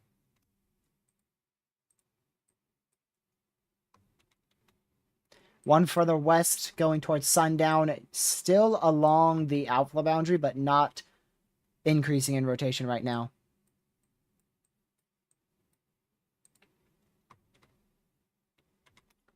Rotation starting to tighten up on our tornado warning south of Stratton in east central Colorado.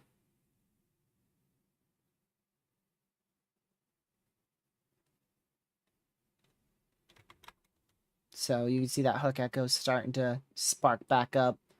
I don't know where the rest of the supercell goes. Okay, it goes up there. Big supercell. A lot of that is just light rain, though. There's not much severe weather on the northern side of the supercell. It's really focused to this area in here.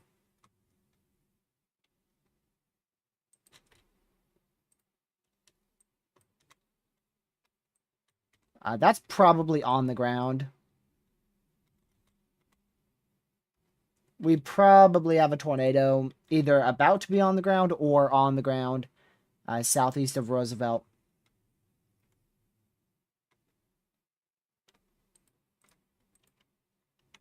Yeah, that's very, very tight rotation, very gate to gate. About 115 or so. 110 or so mile an hour rotation there. Also just got a PDS severe in the Panhandle of Oklahoma for 2.75-inch hail. No longer a tour possible, so pretty surprised by that. Pretty surprised by that.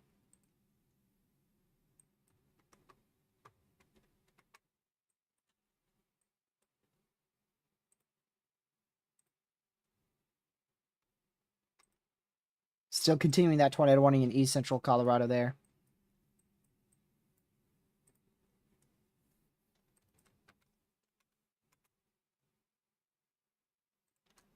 Let's see.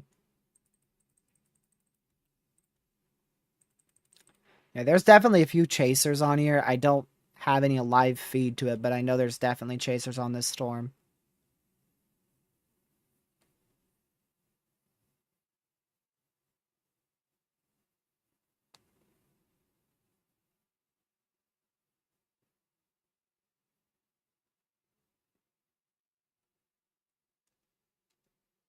Let's see.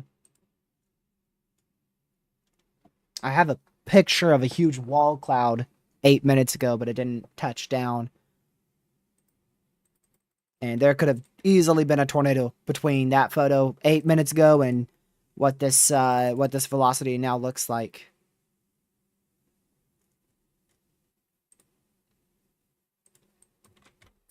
So wouldn't be shocked if we've got a tornado on the ground here. Going towards Caprock. It will probably end up staying to the south of Caprock, but it's going to be very close to hitting Caprock in Texas. And just like that, rotation is gone. Just as fast as it formed, it died out. And all the winds died out with it.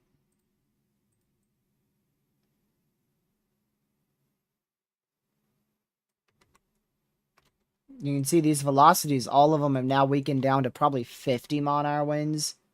Yeah, some pixels up to 60, but mainly 40 to 50 mile-an-hour winds now. So probably going to be a little while before that can really reorganize again. We don't have the best environment out here, so it should take a while for a good amount of re-intensification to occur. Lower level wind shear is just very, very low, but that outflow boundary is really helping with inflow issues.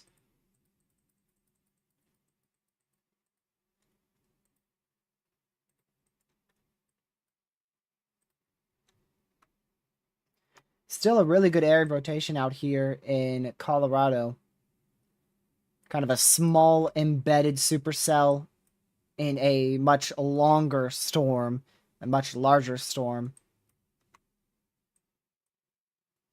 But that area of rotation is still very broad. Very, very broad rotation.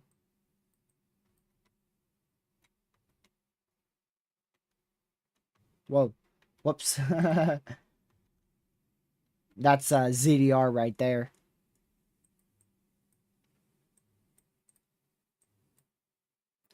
So we still have 3 tornado warnings. One of those is the supercell out here. Currently going over Caprock in west central Texas. It was the most concerning area of rotation we had, but now it's starting to fall apart a lot. Also, some very large hail, likely near 2-inch in diameter. Probably a lot greater than that. That newest scan, much larger and much stronger hail core on that newest frame, barely north of Caprock, right over Owens in west central Texas.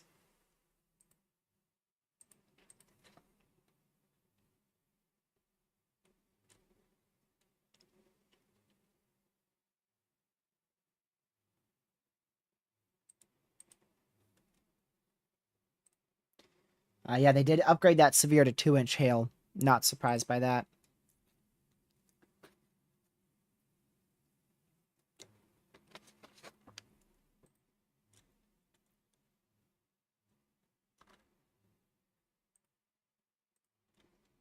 Update to actually a new tornado warning. That's with our crazy hail core storm out here. Warned for now 3-inch hail and also a tornado warning storm. Along the Highway 350 corridor in south central Colorado going into southeast Colorado. Very, very classic supercell there with a crazy hail spike. Big supercell. Hug Echo got a lot larger there.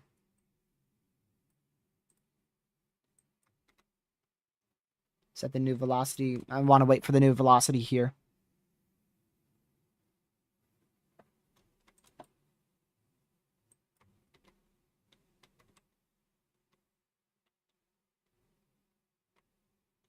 Okay, there's your new velocity. That's hail contaminated, so it is likely rotating to some extent, but it's hard to say exactly by how much. But you could still see a really, really good supercellular shape to that. Some crazy hail. Very crazy 3-inch in diameter hail there. Another updated tornado warning. Radar indicated, so they haven't received any reports or seen any tornadoes on the ground. Which, if we did have a tornado, it would have been likely fairly brief. I don't know if it would have been weak because that velocity couplet was very close to a strong velocity couplet, so it definitely would have been a bit on the stronger side of things if we did see a tornado. That's if we did.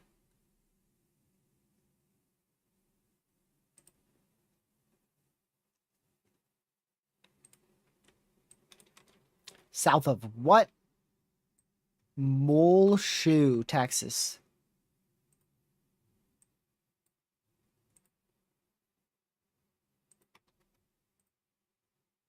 This? Oh yeah, look at that. Yeah. Wow.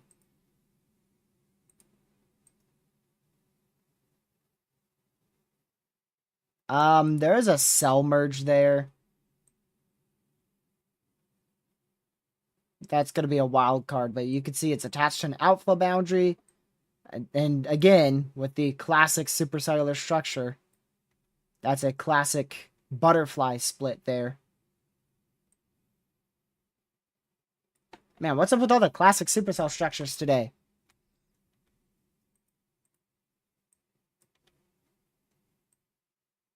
Look at how those are exploding on the radar, too. Or on the satellite above my face cam.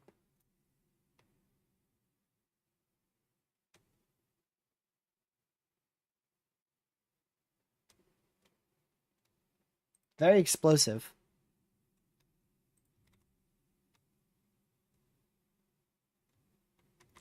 Rotation is definitely present there with a good hook echo. Like I said, good butterfly split. Big cell merge that happened there.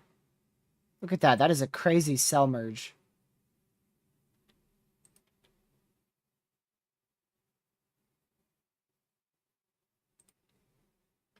Wild cell merge there. We're about to see another cell merge too.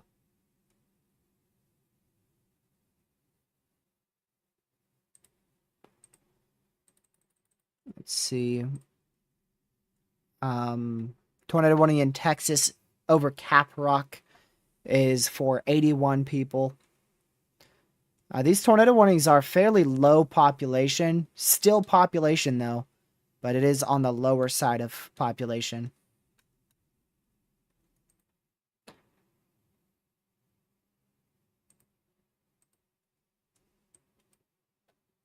I think this is for 0 people. I'm pretty sure this tornado warning is for 0 people.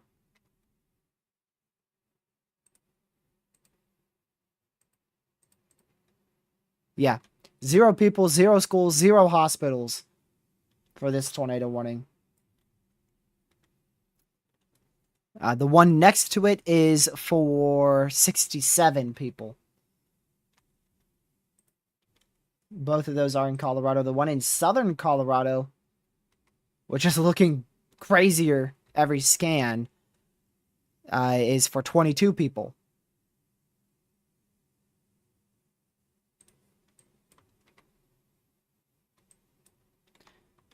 So we'll continue to watch this classic supercell intensify. Maybe a cell merge on the west flank. Yep. There is indeed a cell merge on the southwest flank of this supercell. That might screw it up a little bit. That's probably why your hail core has died out slightly. Possibly.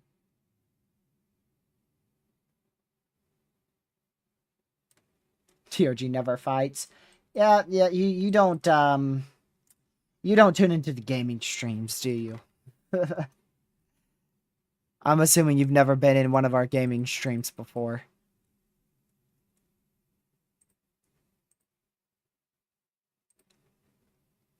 Catman, it was really, really, really nice outside with cloud cover, but once the sun popped back out, yeah, I ran inside. That's what I was doing before stream. I was outside for an hour because it was nice, cool breeze and not actually that muggy. It wasn't muggy, it was just hot once the clouds left.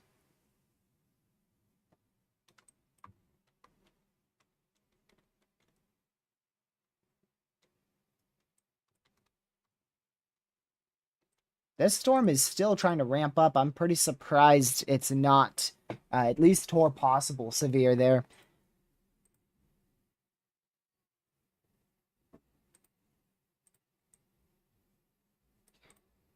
They just updated it too. It's still not tore possible. What type of person fights with Lucky? Every last one of his friends. Every single last one of his friends. All of them.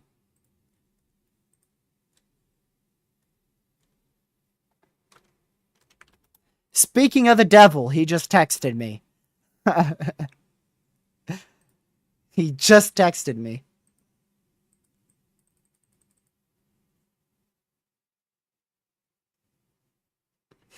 Let's see.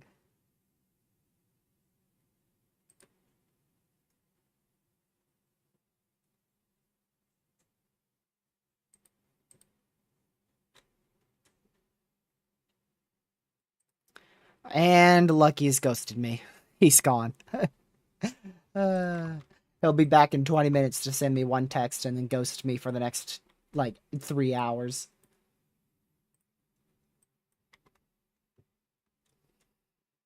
Yeah, these storms in east central Colorado, those are the only ones that don't look good right now on tornado warnings. This, I think our most intense storm is the one south of, southwest of Rocky Ford in southeast Colorado. That looks to be our most intense one right now. The one out here southeast of Lubbock is trying to reorganize. Trying to re-intensify. We'll see how that goes. And then still a really good supercell over a mole shoe.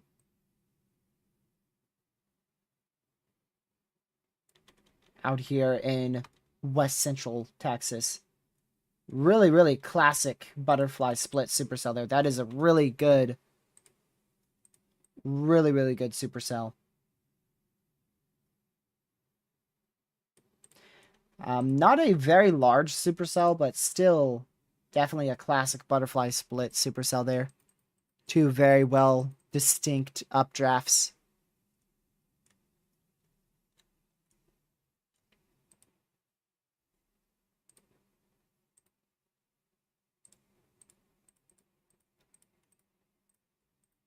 See, we get a new HRRR run here in about 10 minutes. We'll see what that has.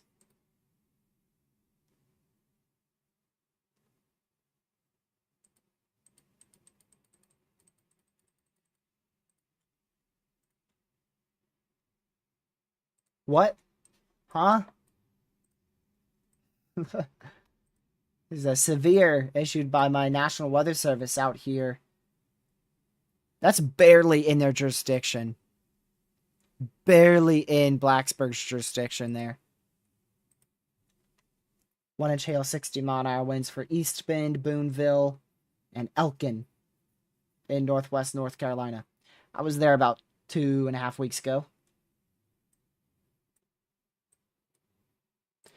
Yeah, Kentucky, Tennessee, you guys had a lot of severes, but nothing tornadic. Well, keep an eye on that.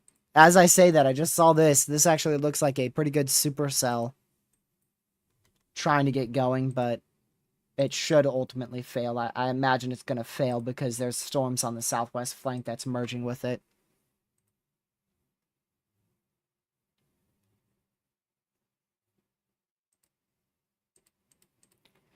New mesoscale discussion for the potential of, again, 4-inch hail, 70-mile-an-hour winds, and a few tornadoes, possibly a strong one. Threat will continue into this evening. Go show you that MCD. It's a very large MCD, all the way from southeast Colorado all the way into the northern Texas Panhandle. Also includes northeast New Mexico and much of the Panhandle of Oklahoma. Widely scattered supercells are ongoing across portions of Colorado, Texas, New Mexico, and Oklahoma. These storms will continue to be in a moderately unstable and favorable sheared environment. Radar data suggests the southernmost storm may be producing very large hail, potentially upwards of baseball-sized, possibly even larger, and this will likely continue as these storms continue to move to the southeast this evening. Let's see. A weak surface front extends from southwest Oklahoma westward into the Texas Panhandle, and then northwestward into the Raton-Mesa vicinity. Backed surface winds and rich lower-level moisture to the north of this boundary could support a locally greater tornado threat with ongoing supercells in this area, in addition to any developing supercells this evening. So that is with this, probably specifically with this storm here. When did that get tornado warned? In the western Panhandle of Oklahoma. Is that the newest scan? Yeah, it is. Okay, just had to double check. Yeah, that just got tornado warned. Once again.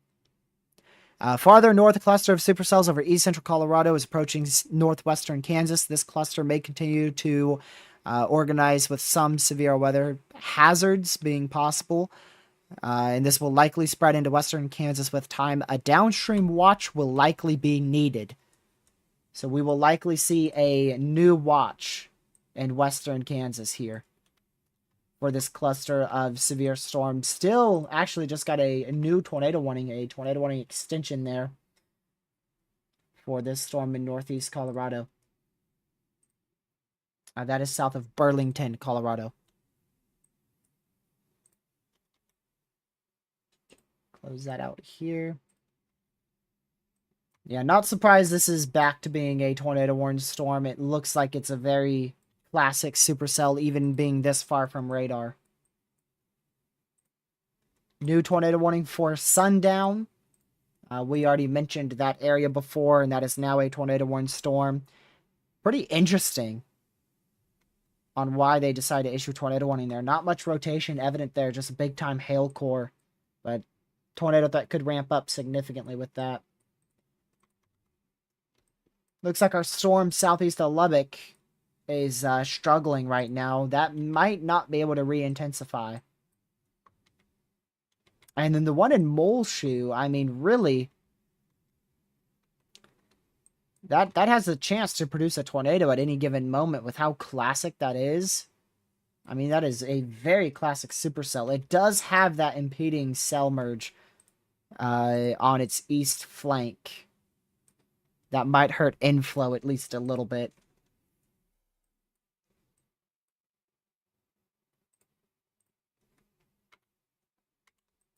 Plenty of storms to keep an eye on, but 0 observed tornadoes at the moment. We haven't had a single observed tornado just yet today.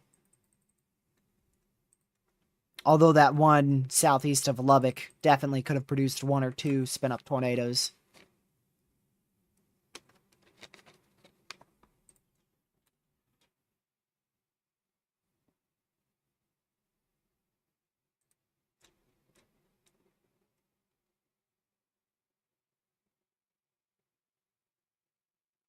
Let's see here.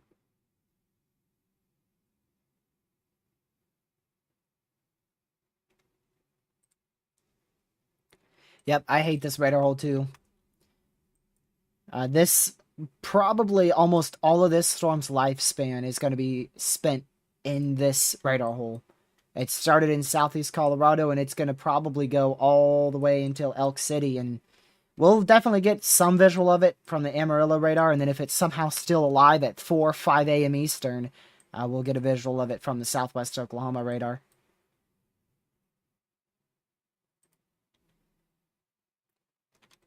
But likely not going to be able to see many details of this storm throughout its whole lifespan.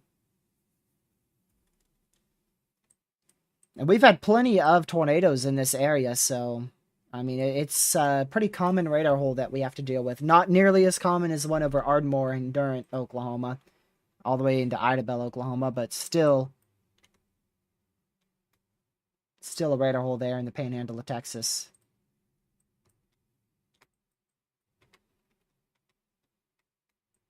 Yeah, rotation's still ramping up on this supercell over Muleshoe in west central Texas, but that cell merge might hurt that inflow and the area of rotation from strengthening any further.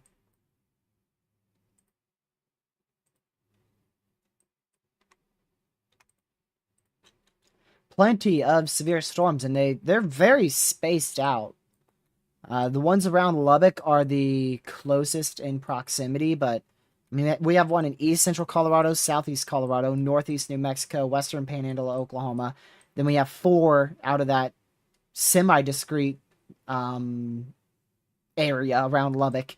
Then we have one in southeast New Mexico, then one on the southeast New Mexico, southwest Texas border. So the only severes in decent proximity are the ones around the Lubbock radar. And that's where we have outflow mayhem happening. Like I mentioned before, severe out there in Virginia, North Carolina. All those severes in Massachusetts, Connecticut, Rhode Island, they were all allowed to expire. Look at that, up to 5 tornado warnings. All the way up to 5 tornado warnings, and let's see how many severes. 19 severes. 0... Oh, actually, never mind. 2 destructive severes. Yeah, we have that destructive severe in southeast Colorado.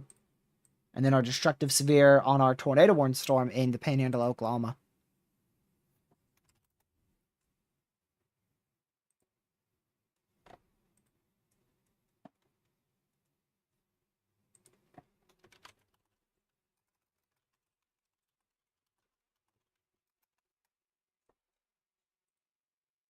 Lucky's back alive.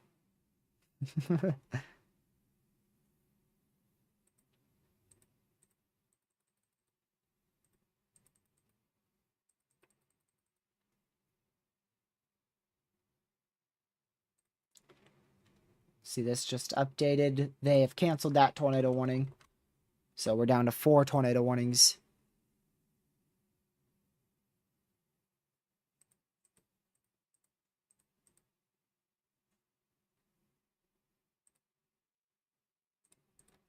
Okay. See the new HRRR. This is the 23Z HRRR. Curious to see what it does with the Lubbock storm, as well as with our Panhandle in Oklahoma storm.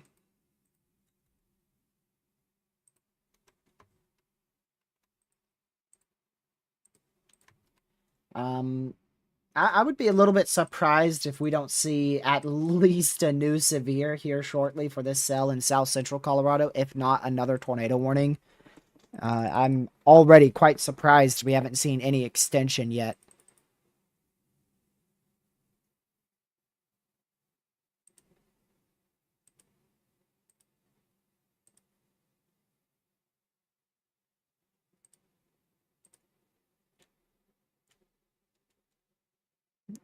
All right.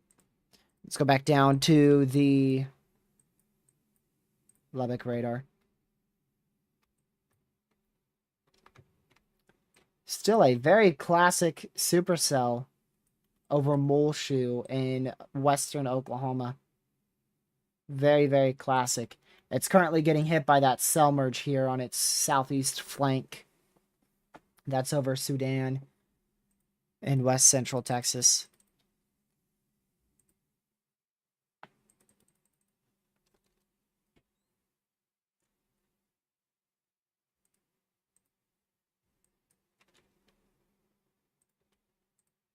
Yeah, I don't think it's going to ruin it, but it's definitely going to hurt the inflow shortly. But it's not going to kill the supercell or anything like that. It's just going to be a little bit of an inflow issue for a couple minutes. but it ain't gonna kill it off at all. It still has decent inflow.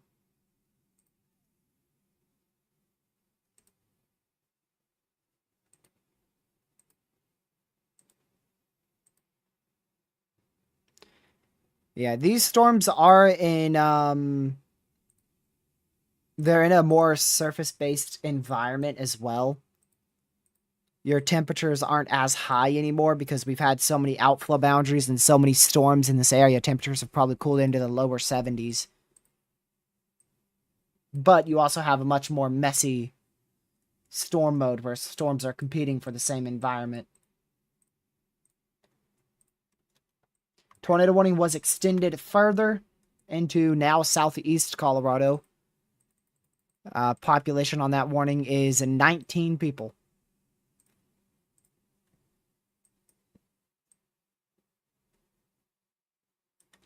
Yeah, the HRRR does believe these storms are going to be staying clustered here. All of these are going to stay in like a big clustered group.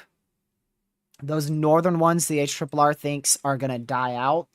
It believes all these are going to start to weaken over the next hour or two. But that southern one, it keeps this southern one alive for multiple more hours in southeast Colorado.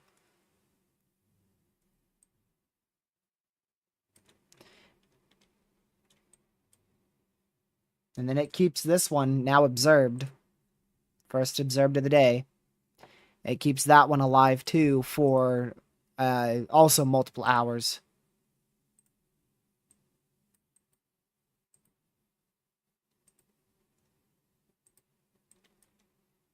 But that's now an observed tornado warning for our storm in the western panhandle of Oklahoma. So there's a tornado on the ground east of Boise City in the western panhandle of Oklahoma. Weather spotters have confirmed a tornado.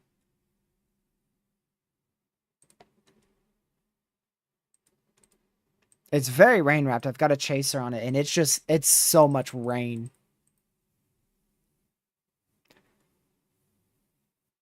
They're in the inflow notch and they can't see it. Like, they are literally right in here. So, they're about to be hit with some hail, so they gotta get out of there.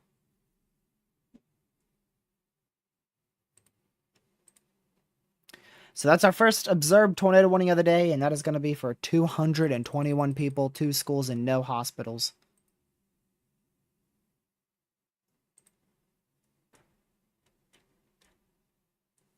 Oh yeah, this is definitely on the ground. It's a report of a large stovepipe from a chaser.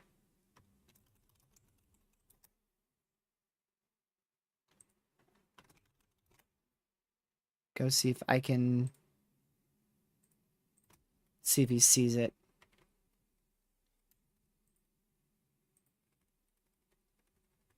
It is so rain wrapped, dude.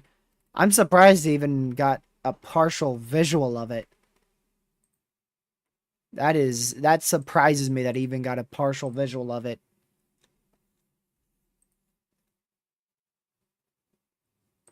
I don't know if it's the one the weed whacker's on, but probably.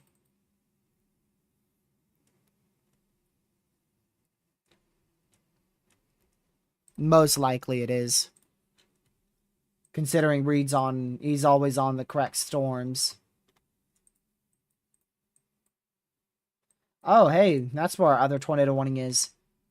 Way down here in far southwest Texas, outside of any watches.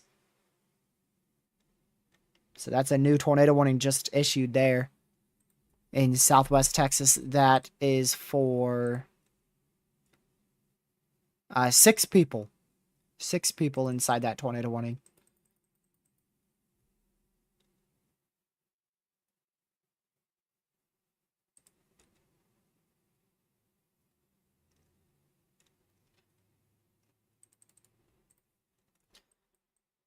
That's definitely has a lot of hail with it, likely around 2.5 inch in diameter, but very far from any radar, so that's going to be difficult to do any analysis on. Got a bit of a cell merge coming in for this storm here. We'll see how that affects it, but it's cleaned out its inflow very well, but that cell merge might impede it from doing much, at least for a little bit. But I have a feeling that cell merge is going to move right into the main base of the storm and probably not be a big play in what this storm does. But you could see it's got a very sharp inflow access is back. Outflow boundary still very much attached to it. Main base of the hail core still very much present, so if we just have some better wind shear, could definitely start to increase in rotation. Or if that cell merge was a little bit more west, if we had a cell merge hitting the hook echo, that also could aid in tornado genesis. But right now, there's a very minimal amount of cell mergers to the south and that big storm in the inflow. That's with your cell now very well east of Lubbock, Texas. That's going to start approaching Jayton in east central, or rather west central Texas. For a split second, I thought we were in the panhandle. Of Texas, but then I zoomed out and realized, nope, this is still west central Texas here.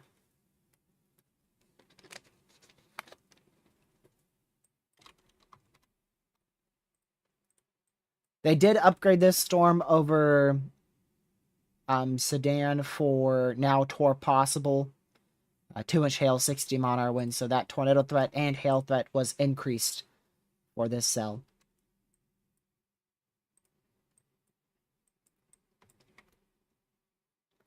Not sure exactly what this storm's doing, but it's definitely rotating and it definitely produced a tornado. May still be actively producing a tornado. Tornado warning continues to be radar indicated for 26 more minutes over sundown in west central Texas.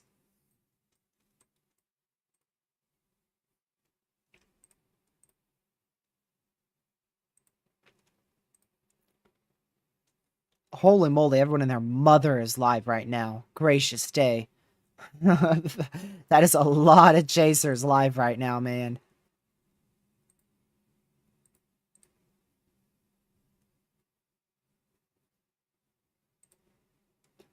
One of them ought to have a... Well, yep, rain wrapped. Still very rain wrapped.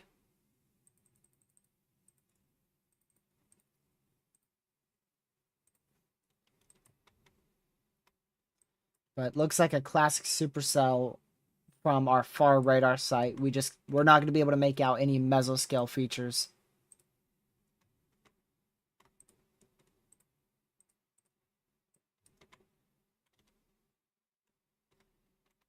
I would be very surprised if they continue this tornado warning any longer than 10 more minutes south of Burlington, Colorado. That has been absolutely demolished by every possible cell merge in the vicinity. Still is likely producing some hail up to about an 1.5 inches in diameter, but tornado threat is probably extremely low with that right now.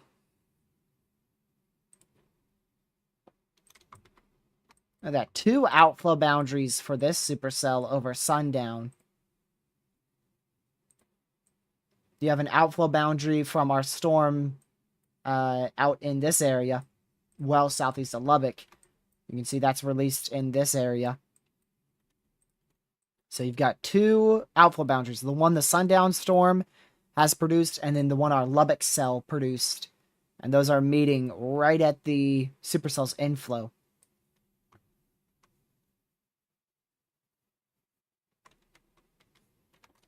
So we'll keep an eye on that.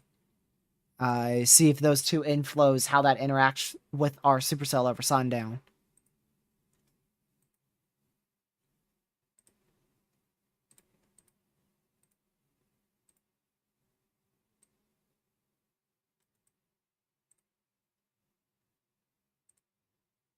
Alright, let's go back up here to our observed warning, still observed.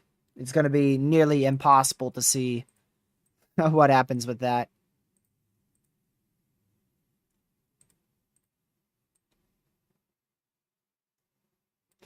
Yep, it is very, very interesting, Catman. I will be asleep for all of that.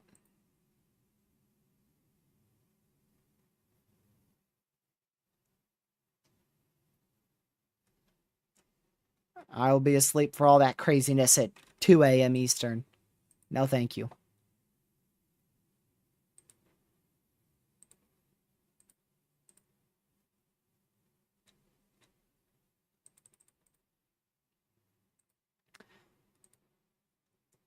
Yeah, another chaser reported a stovepipe tornado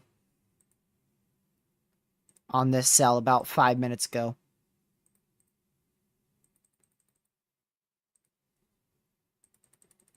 So I can't tell you if it's still actively producing that stovepipe, but 5 minutes ago we definitely had a stovepipe tornado on the ground. And now we have a tornado on the ground in sundown. Weather spotters have confirmed a tornado on the ground. So that's going to be right over sundown right now. Sundown, Texas getting hit by a tornado right now. Yeah, the environment in central Oklahoma tonight should be very favorable for tornadoes. Should be very favorable for all significant hazards.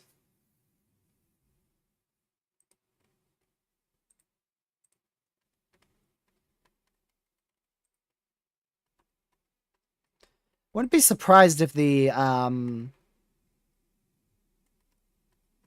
newest SPC outlook here in about 50 or so minutes.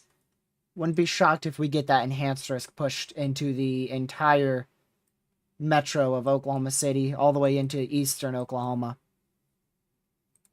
With the newest HRRR and NAM3K runs, I would not be shocked.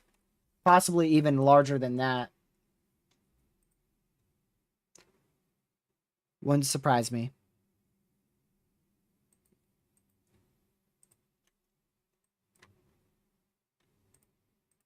Yeah, so as expected, our storm here southeast of Lubbock.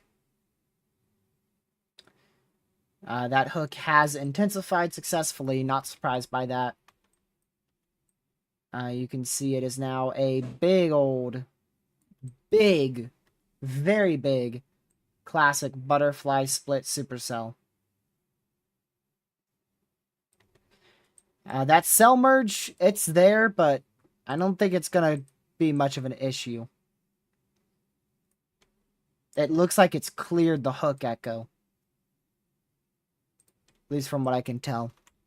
DBZ values up to 76. So there's either some very large hail near softball size out in this area, or it is literally pouring hail. Either that hail is very, very large, or it is coming down in literal buckets.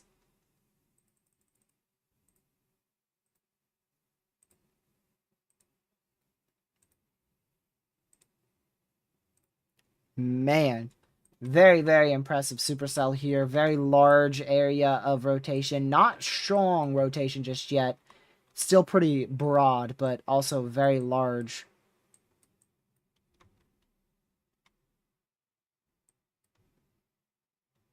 If that can tighten up, we could easily see a strong tornado out of that. Alright, we will no longer be observed here in about 4 minutes. This newest tornado warning is radar indicated. Going into Goodwell and Texhoma.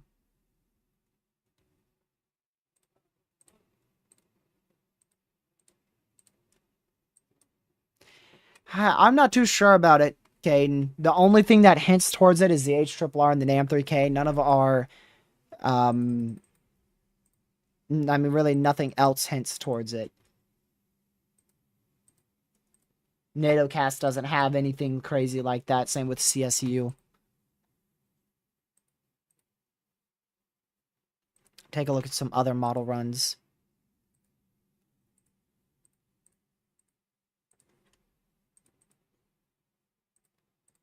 If any of these have it, that's an issue. Nah, this one doesn't have it. Either way, we're going to see a lot of severe weather in Oklahoma. I just don't know about that strong tornado threat, though. All right, tornado warning was canceled out here in east central Colorado. That has been canceled.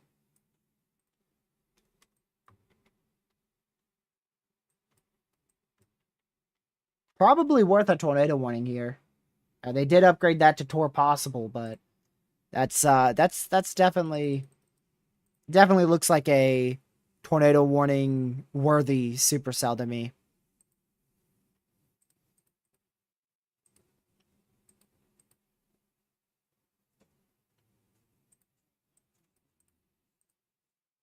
Let me check this really fast here. Yeah, I mean the environment should be very favorable, Catman. It's just the matter of what storm mode we're gonna see and how it evolves.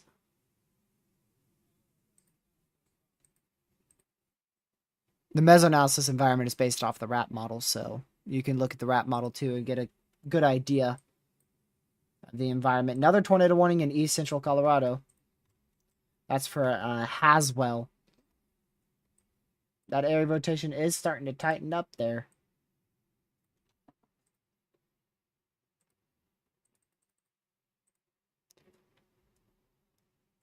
New mesoscale discussion also just issued. This tornado warning is for 80 people over Haswell in east central Colorado.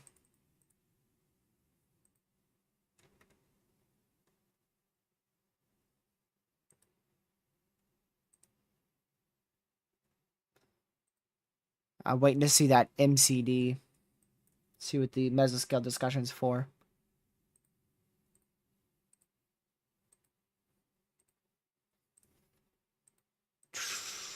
Anytime now, SPC. Let's see. Very large hail should be the main threat for supercells that should continue for the next few hours. Tornado or two, 70-mile-an-hour winds, and up to 4-inch hail will be possible. And that is for this southern storm.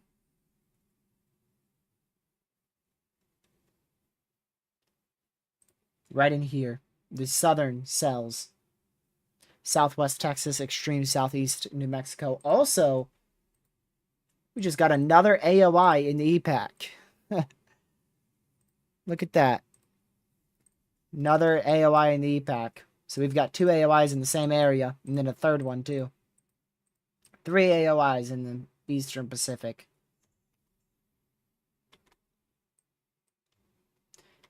Not much solid inflow signature here. Just a lot of outbound wind speeds. Likely 70 to 80 miles per hour there. We'll see if the inflow can organize a little bit more on that. Also still an observed tornado warning for Sundown, Texas. So that is still observed for 15 more minutes there. But our northern storm in the western panhandle of Oklahoma is no longer observed.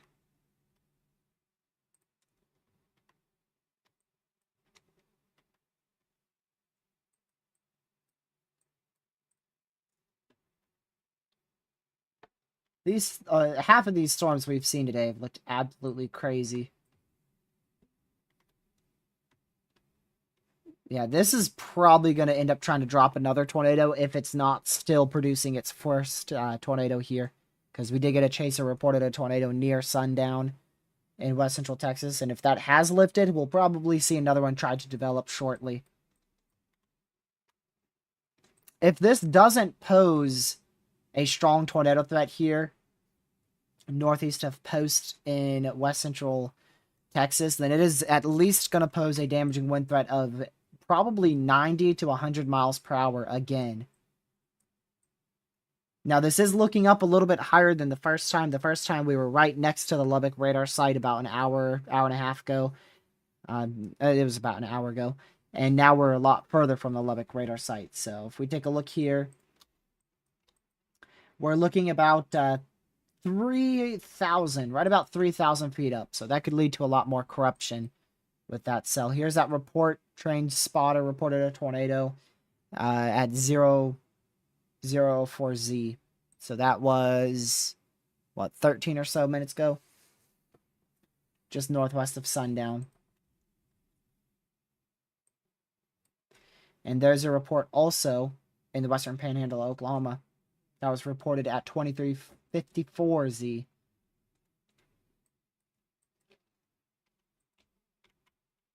Action should be starting now. Buddy, it's been started for the last 2 hours straight. we've had like 4 tornado warnings for the last hour so far. And then before that, we still had tornado warnings and severe warnings in that crazy 90 to 100 mile per hour storm, producing 90 to 100 mile per hour winds, barely east of Lubbock about 2 hours ago.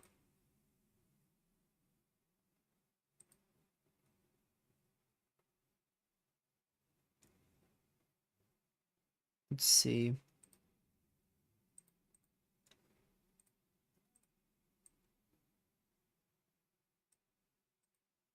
What are you looking at, Marcus?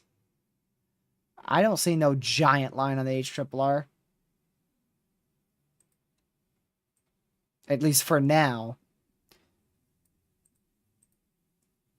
I expect that to develop probably closer to 10 o'clock. Maybe even later than that. It should be fully developed around midnight. If it's not fully developed around midnight Eastern, then we'll know the HRRR was dead wrong.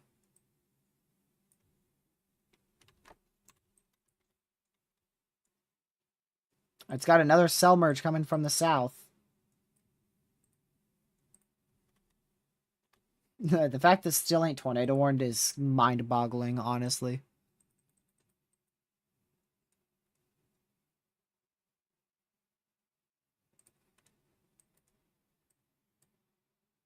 Another severe out here from Greensboro, North Carolina.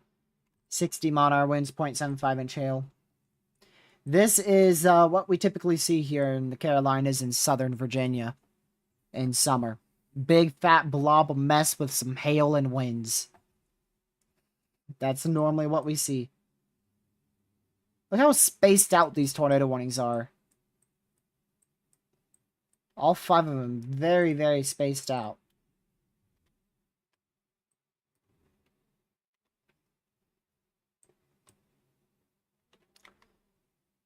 Don't see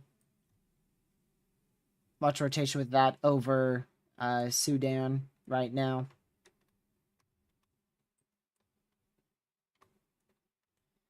Yeah, as I was talking about before, with this one over sundown, if it's not still producing a tornado, which was observed about, what was it, like about 10-ish minutes ago, if it's not still producing that tornado, it's probably about to drop another tornado.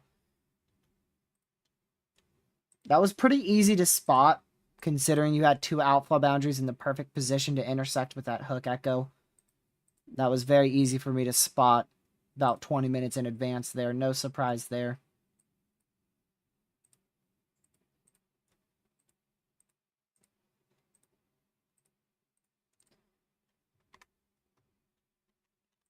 Yeah, this storm, still don't understand why it's not at least PDS for something there. Whether it be for wind or hail. Still an observed tornado here. Damaging tornado still confirmed. Tennis ball, that's 3-inch in diameter hail. Also ongoing.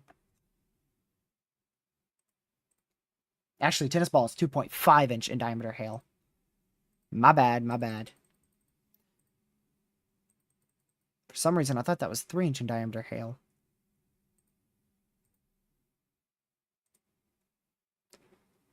Let's see here.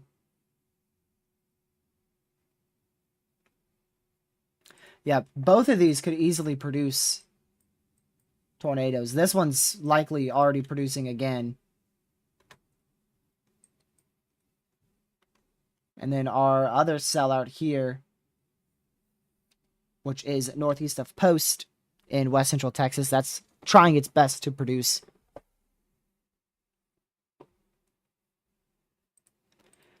Atlanta, Georgia. Probably just some thunderstorms. Probably just some rain showers, maybe a thunderstorm towards 9 o'clock Central, 10 o'clock Eastern. So about an hour, hour and a half. Nothing too crazy today. Our crazy stuff is really staying in Oklahoma and Texas. And it's very, very scattered. That's why we have such a big risk today. Such a large risk. Because it's difficult to predict exactly where storms are going to be able to fire. But I mean, so far, the enhanced risks, their placement has been really, really good.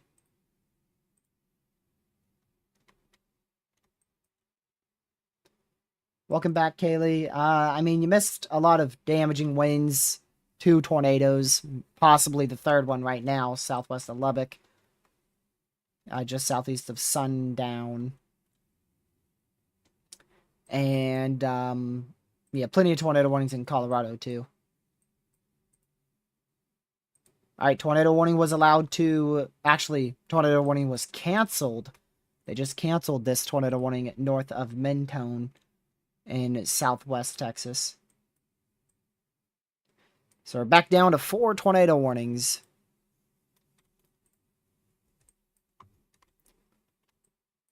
Might be too many cell mergers hitting this hook echo now, so this storm might not be able to produce in the short term northeast of Post in west central Texas. It's really starting to get a lot more cell mergers.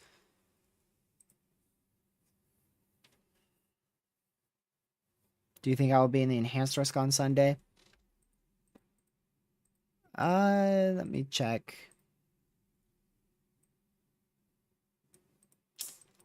How close is that to you?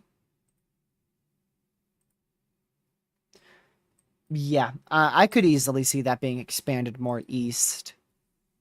You're already in the significant wind risk, so it's just a matter of if they have a little bit more confidence in damaging winds to push that risk a little bit more to the east, which I could easily see that happening.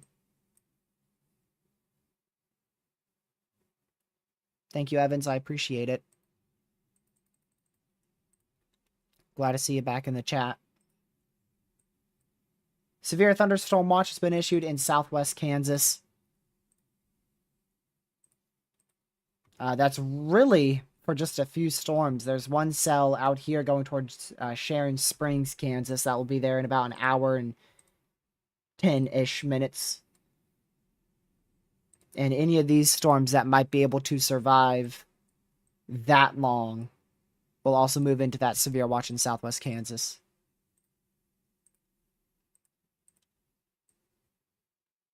Which they should be able to survive. I don't see why they wouldn't survive going into Kansas. What's the probs on that? Does it show yet? Nope. I'll go to my little website that gets it much earlier. It used to be a lot earlier, but now sites like WeatherWise have actually caught up to be almost just as fast. So probabilities on that. 20% chance of 2 or more tornadoes with a 10% chance of one of those being EF2+. 50% wind, 30% significant wind, 40% hail, 30% significant hail. So the main threat is definitely damaging winds, hail, and then a spin-up tornado or 2 can't be ruled out. It's a secret, Caleb.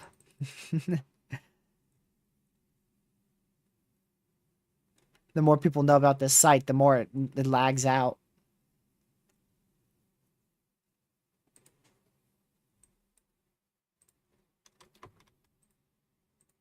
They did extend that observed tornado warning into Meadow and Ropesville as well. Still 2 outflow boundaries attached to that. It looks like this storm here northeast of Post has likely lost its outflow boundary. I would nearly guarantee that's starting to be complete corruption at this point. That doesn't look like the signatures we were seeing before. That looks a lot more corrupted. Like, this didn't look corrupted. Right here didn't look corrupted. But now it does, and now they tornado warn it. Wow. Literally, as I'm saying, it looks more corrupted. They end up issuing a tornado warning for it.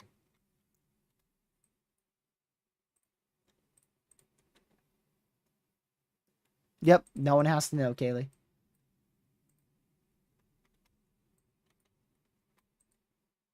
Just use Weatherwise. Weatherwise gets it just as fast, only Weatherwise's probabilities are a little bit slower. Not nearly as slow as Radar Omega's, though.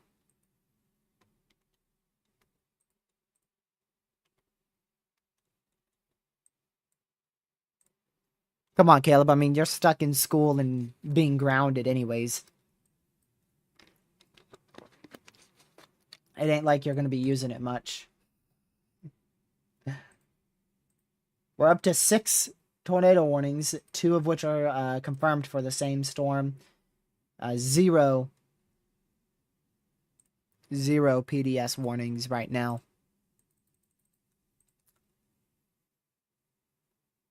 A local uptick in tornado potential may be realized over the next couple of hours. A strong tornado is possible, but the primary threat is going to be very large hail.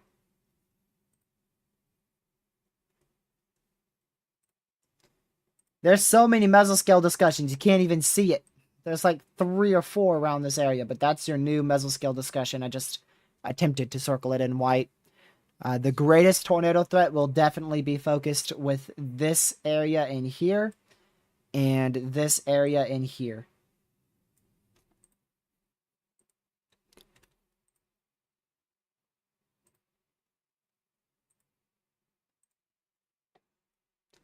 A few tornadoes appear likely over the next couple of hours. A strong tornado is also possible. Otherwise, severe wind and very large hail will be the main concern. Mesoscale discussion is valid until 9:30 Eastern, so 1 hour. 1 hour for that. Storms will be capable of producing damaging winds exceeding 75 miles per hour and likely larger than 3-inch in diameter for large hail. Also, the potential for a few tornadoes, possibly a strong one, will be possible, specifically with 2 supercells, as these supercells firmly anchor on the outflow boundary for an extended period of time.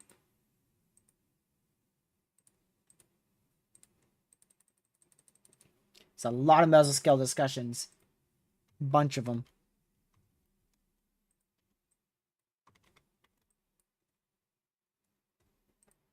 Let's go back up here. Southeast Colorado. That storm's definitely died out quite a bit, but is still producing hail and a tornado threat. Haswell's storm looks a lot weaker. Haswell, Colorado. Tornado watch remains in effect in Tennessee for just 30 more minutes. And that's it. Just 30 more minutes left on that. Ohio, scattered rain showers in the southwest side of the state. Scattered thunderstorms in the southeast side of the state. That's about it. Could get an isolated severe storm or two, potentially up to 60-mile-an-hour winds, but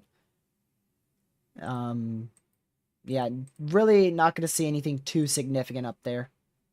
Best chance is definitely southern Ohio, central southern Ohio, in that dark green area. So Columbus, Dayton, and Carrollton pointing to the south. Most of our activity today has stayed really in southeast Colorado, western Texas, including the Panhandle, and then the Panhandle of Oklahoma. Then we've had quite a few severes in Tennessee. And then we've had, outside of that, very, very scattered severes. Like we've had a few in Alabama, a few in North Carolina, a few in Virginia, a few in New York, Massachusetts, Connecticut, Rhode Island, Pennsylvania. Very scattered severes. Radar indicated tornado warning continues just west of Goodwell in the western panhandle of Oklahoma. Give me a second. Send this to Lucky. Got a picture of the storm in Winston-Salem. Very, very big shelf cloud. Looks really cool.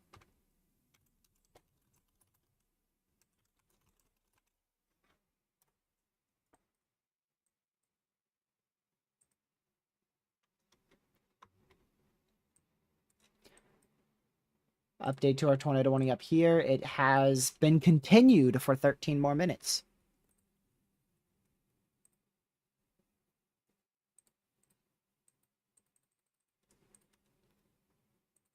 $79 people in that.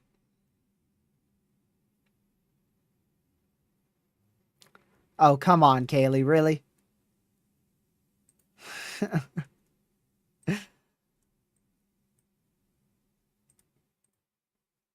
That's wild, Kaylee. That is wild. What's up with the what? We don't get alpha boundaries in North Carolina. What's that? What's up with the alpha boundary in North Carolina, dude? We don't get those. What's the environment out here? It better not be tornadic.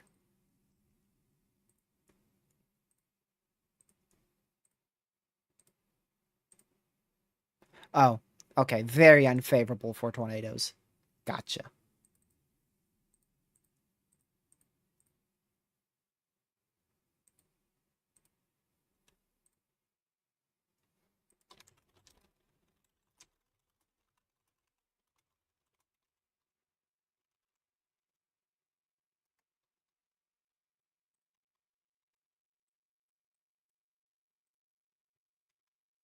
That's just crazy. Okay, it's back on my end. I didn't lose Wi-Fi. What is up with the Wi-Fi? You know what I think I know what it is. I think I know what it is, y'all. I'm pretty sure it's the fact that we hit almost 90 degrees today. We almost hit 90 degrees today, and we hit like 85 yesterday. It's getting too hot for the Wi-Fi to work.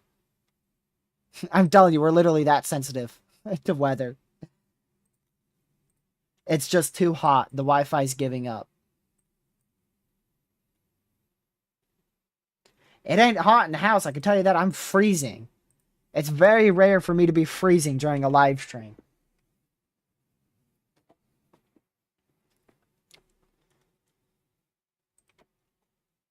So at least we got some good AC. I'll take that. To be honest with you, I would rather have AC than Wi-Fi, so as long as the AC stays on, I'm okay. It's like 73 degrees in my house, Legacy, which 73 degrees like 4 days ago was literally boiling hot, and now 73 degrees is freezing. I don't know why. Normally 73 is like pretty hot. At least for just house temperature. Especially in the summer.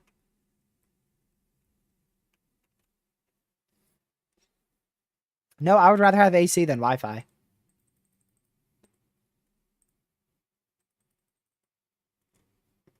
I mean, it would be very nice if I could just keep both. But if I had to choose between 90 degrees and having AC and 90 degrees and having Wi-Fi, I would go with AC all day.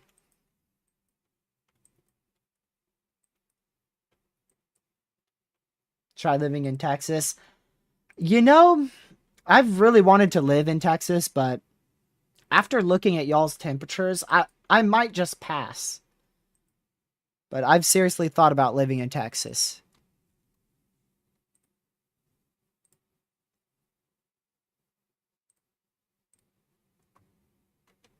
If I do manage to want to go to Texas and move to Texas, it will probably be in like near Wichita Falls. I would not go towards Dallas. I can tell you that. From what I've heard, avoid this area at all costs. Especially if you're a chaser. So I don't want to move there and then end up, whenever a storm rolls through, I gotta go 4 miles per hour in rush traffic. Haha, Caden. Circled his area. But that's the only reason why I wouldn't go to Dallas is because of the traffic. That's literally it.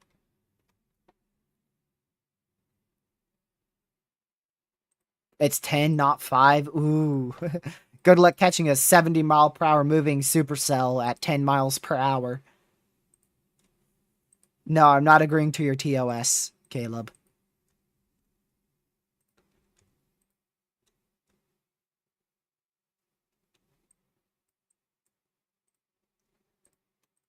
Look at that. Lucky's almost in this severe. There's a severe heading right for him. This is gonna be the lucky 1-inch hailer. Lucky's gonna get some 1-inch hail out of that. Watch him actually. That would be crazy. It's warned for 0.88 right now. Because your TOS probably has very fine print that I'm not able to read, Caleb.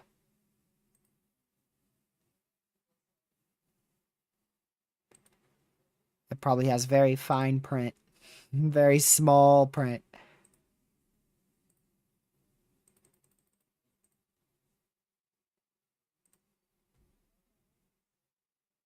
Alright.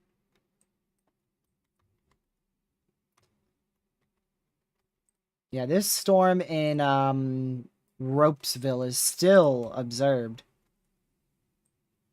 Still observed there in Texas.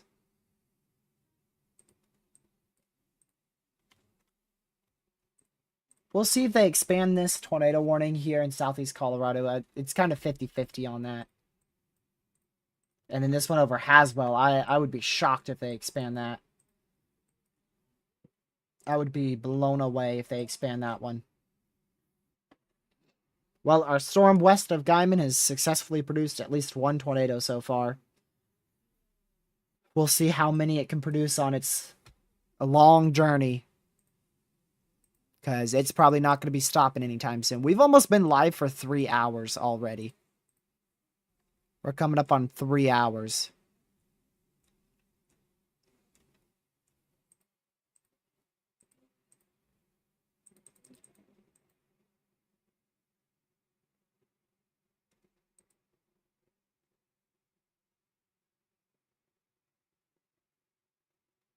So, yeah, we're going to wait. I'm still going to be live past the 3-hour mark because we're at least going to see the SPC outlook and then stay live later than that too. Yeah, so they're not going to continue this tornado warning, at least at the moment. They're going to continue a possible severe, but we could easily see a new tornado warning at any given point in this severe to the northwest of Springfield in southeastern Colorado. They have gone ahead and canceled the tornado warning over Haswell in southeast Colorado. All right, and they have also canceled the tornado warning out here for our storm northwest of Springfield. So we are down to 3 tornado warnings right now. The one up here west of Guyman in west central Panhandle, Oklahoma. The one over Ropesville, southwest of Lubbock. And the one to the northeast of Post, which is well to the southeast of Lubbock, Texas.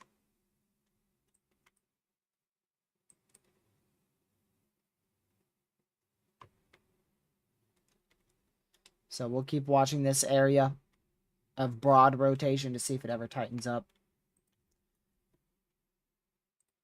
I live in Virginia.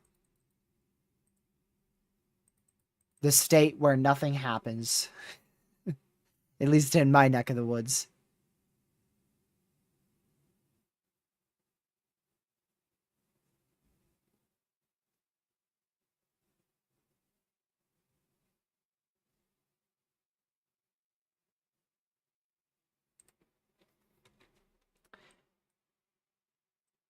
Let's see. Caleb, your state is literally the leading state for the most tornadoes this year. I'm pretty sure Illinois is literally leading in tornadoes. So far out here in Virginia, we've had 1. I think you guys have had like tornado reports. I think you guys have had over 100.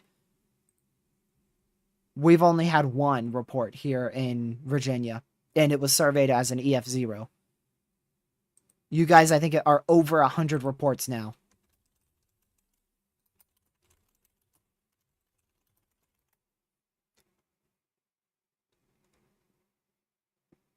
I don't think I'm going to be able to find it.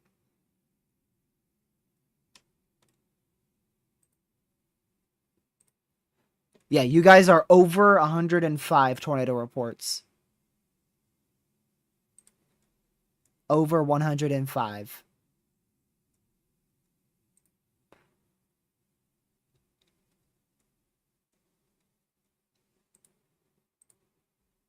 That's it? Yeah, bro. Dude.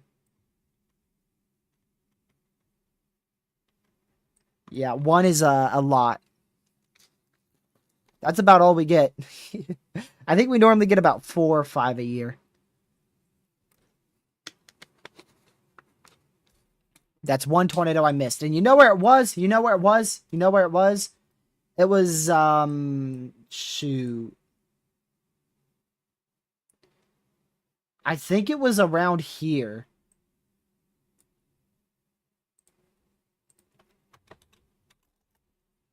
I don't know. My memory's not that good. Let me go see. Yeah, 4 or 5 tornadoes. That's about it, man. So now you know why it's difficult for me and Lucky to catch a tornado when the average amount of tornadoes here in Virginia is literally like 4 to 5. And then in his state, it's literally the same.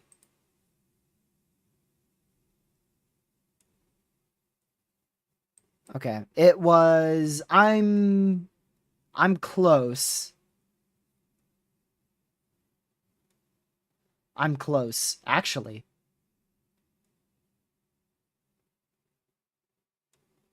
Hold on a second. I might be right, like, almost on it here.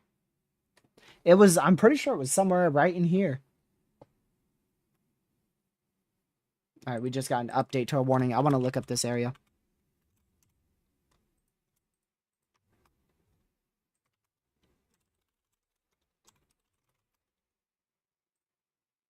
Okay, that's where it was. Right there. I was far. Never mind. I wasn't that close. Alright, updated tornado warning. One of these. Okay, no longer observed. No longer observed.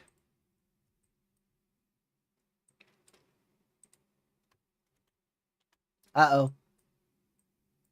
Uh-oh. Legacy got her permit. Everybody, avoid Tennessee. Great, now I can't chase in Tennessee or Illinois.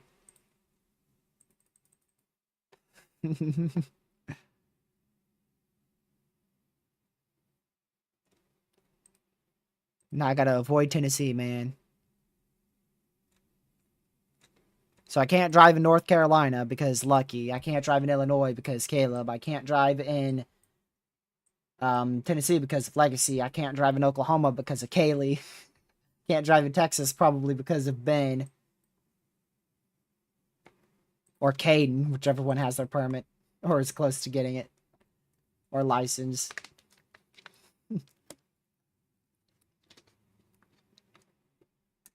And probably Marcus too. Where else? Can't drive in Kentucky because of Parliament. The only safe state is literally like Virginia. It's the only one I could drive in. Gotta stay away from all my mods.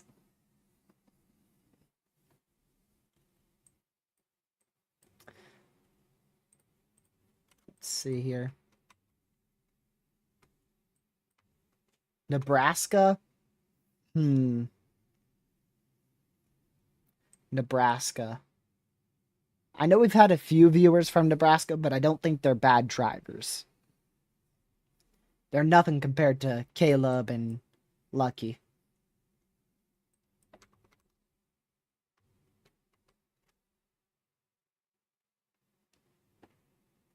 Don't worry, Legacy. I'm sure you'll be a great driver. Just good luck avoiding those Tennessee potholes, man. Ugh. Don't go to Chattanooga. Don't go to Chattanooga.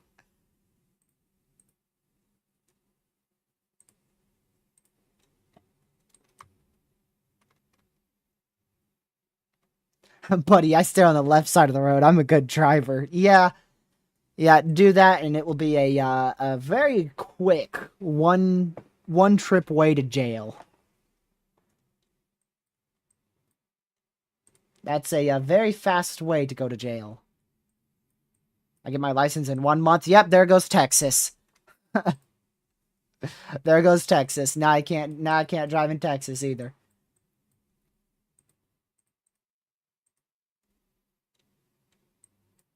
Jail or heaven. Yep. Thankfully, I have stayed on the correct side of the road during my probably...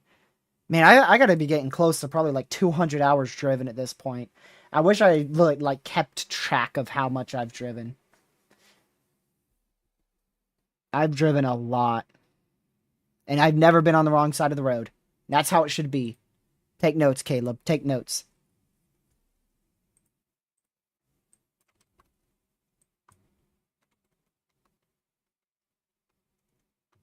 The scariest thing that's ever happened to me while driving is blowing a tire. I don't think that's illegal, but that's about as bad as I've ever done. Blowing a tire, which wasn't even my fault, because the freaking potholes in Virginia are like death traps.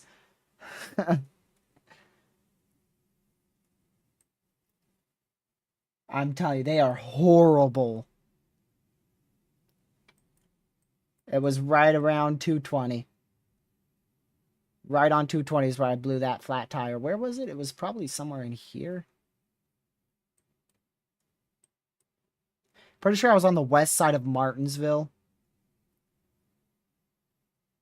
Because I'm pretty sure I was north for a storm, and then I was driving south for a storm that Lucky was on. And then I blew a tire somewhere in here. I think. It was somewhere around this area I blew a tire. And it wasn't a flat tire, it was an exploded tire.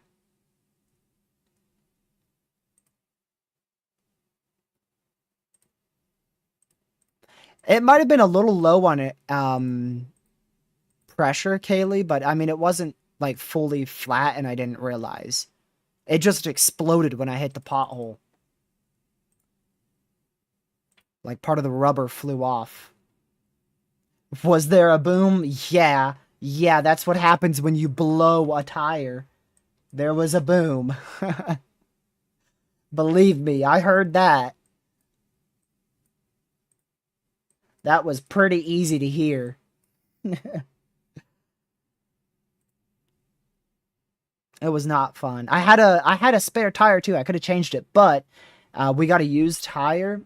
We got a used tire, and the mechanic put a different bolt on the tire, so we couldn't get it off with our wrench. So that was a no-go. So I could have just put my spare on.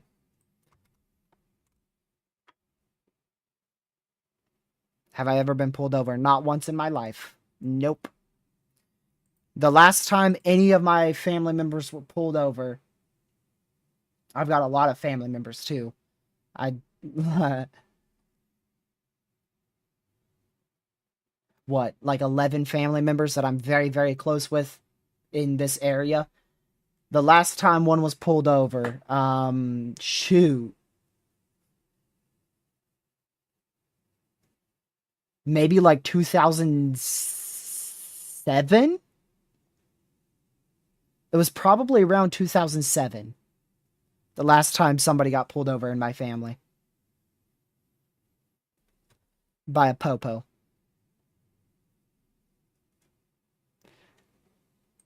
The last time one of us got a ticket was also in 2007. When one of my family members got pulled over, they got a ticket.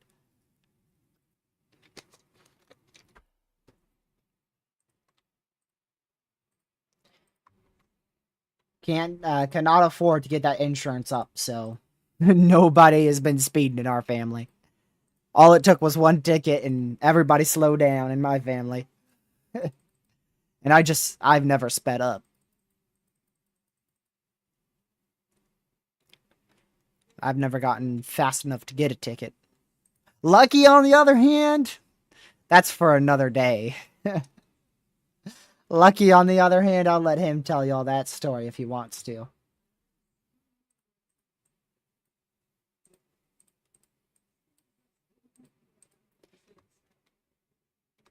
Looks like they're going to let this tornado warning for our storm in the Panhandle of Oklahoma probably expire. I'm not saying anything, Marcus. He probably wouldn't appreciate it. I can trash talk my own experiences and my own mistakes. And when you get that first ticket, I haven't gotten one yet, but whenever you do get that first ticket, because I'm sure I'll get one eventually in my life, I ought to, especially if I go out to the plains. That's when you learn from your mistakes, and like I said, you need to learn from your mistakes. Something Lucky needs to take notes of there. Learn from your mistake. Don't do it again.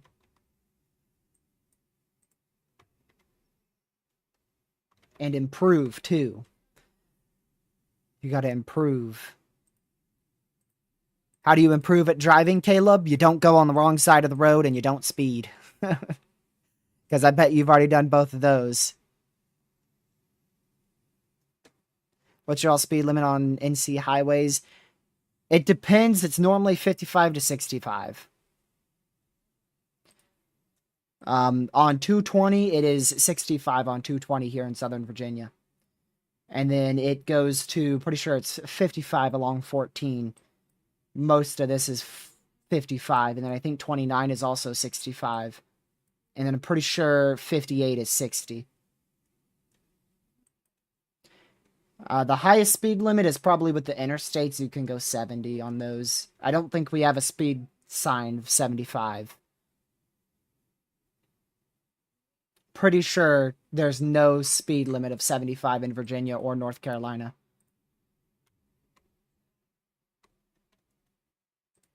Our normal roads are normally about 45. And then in, like, residential and everything like that, that's 25 to 35.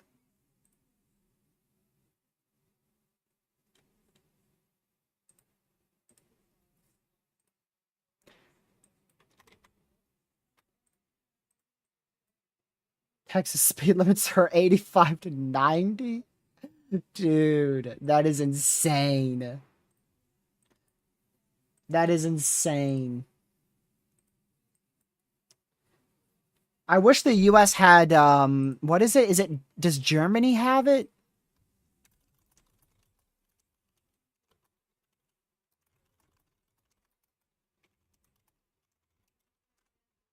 Is it Germany? Or what? Yeah, an autobahn. That's what I was looking for. No speed limit. I wish the US had that. I wish somewhere in the US had that.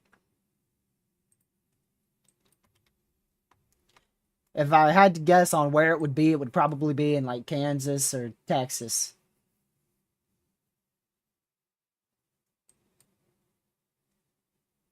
Can you imagine a no speed limit? I still, even with a no speed limit, I probably still wouldn't even go over, like, 70 to 80. To be honest with you, even if there's no speed limit.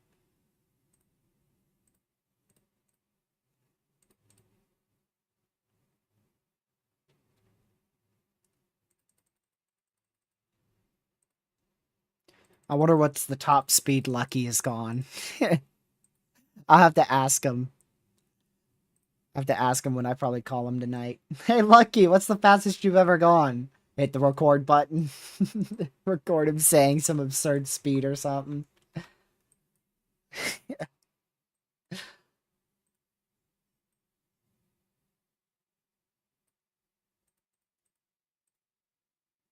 I bet Caleb's already hit like 90. My top speed is 300 miles per hour. Let me guess. Let me guess. In a video game. Yep, in a video game. You ever go 102 over a railroad track? Never. I've never gone 102. What's 102 kilometers, though? 102. to MPH. I haven't even gone 102 kilometers over a train track. That's 63 miles per hour. I've never gone that fast over a train track either.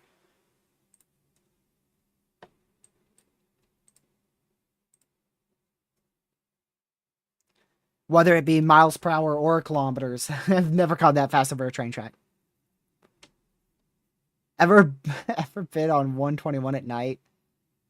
You talking about speed that high, or are you talking about like a road or an interstate or a highway? I've gotten up to 96. Caden! You're admitting to felonies in a YouTube chat. This dude. We got him. FBI, open up.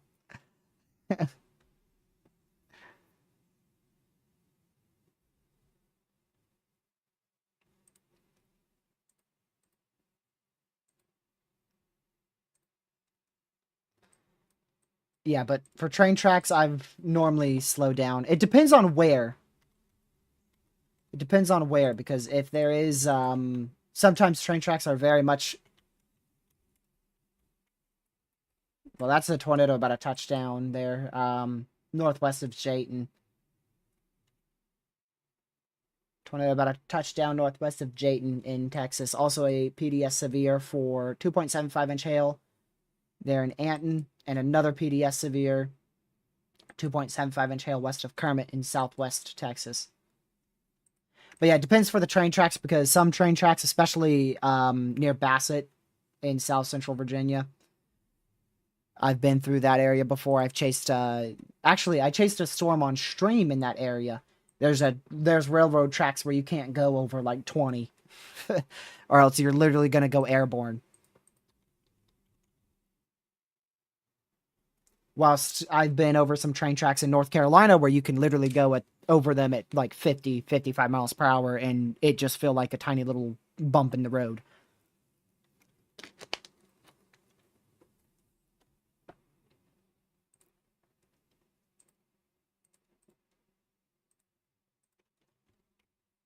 We'll see what the next scan has to show here, but I wouldn't be shocked if we've got a strong tornado about to be or possibly already on the ground northwest of Jayton in southwest, or rather west central Texas.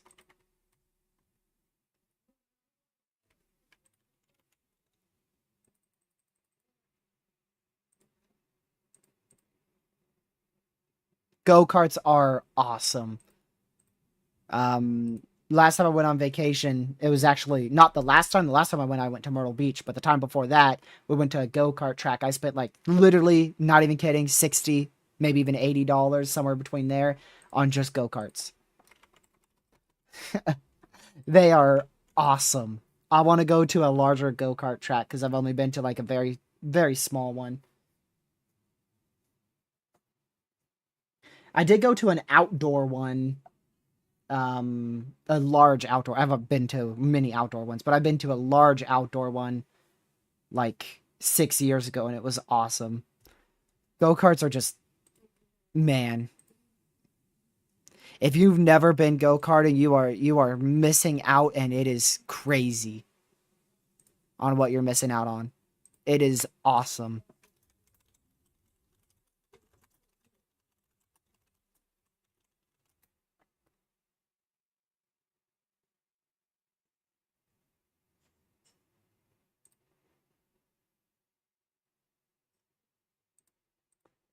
Let me see here. I've never had a bad go-karting experience. Other than the one time my neck almost got snapped. So when we were parking the cart, some teenager hit the gas and slammed into all the carts. That's the only bad experience I've ever had. I've spun out before. It's awesome spinning out. Man, I miss it. It's way more fun than driving a car because you're actually able to race them.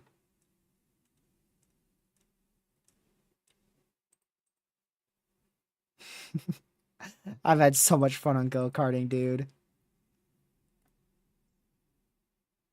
Legacy, was that you? I bet Legacy's the one who hit me. Oh, man. Welcome back, Ben. We're talking about go-karting and we're watching a tornado trying to drop here. Northwest of Jayton, Texas. I lost my first tooth when a drunk dude slammed into the back of mine in my mom's go-kart. Face hit the steering wheel. Jeez, Kaylee. Yeah, no, I've never had something that rough happen to me. Like I said, my neck almost broke, but yeah. I remember it hurt bad. It hurt for like a week. And then another one of my family members had the similar experience too.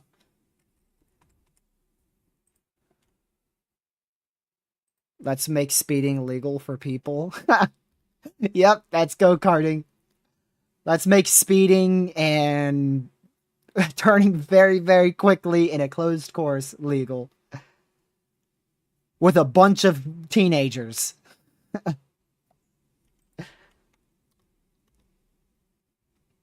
Sounds like a plan.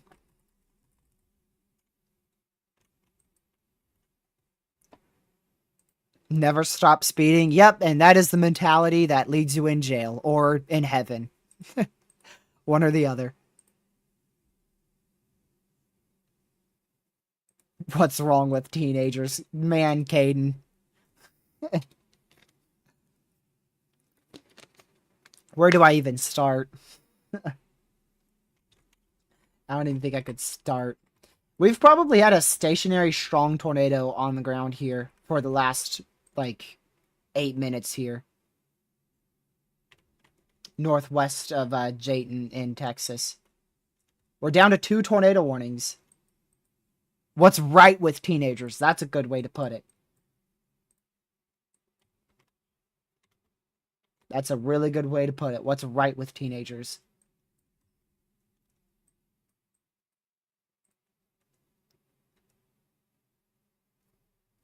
I'm about to get nailed. Is there any rotation of the storm near me? Nope.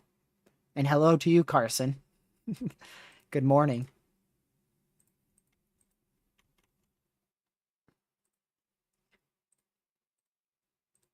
We're talking about our go-kart experiences.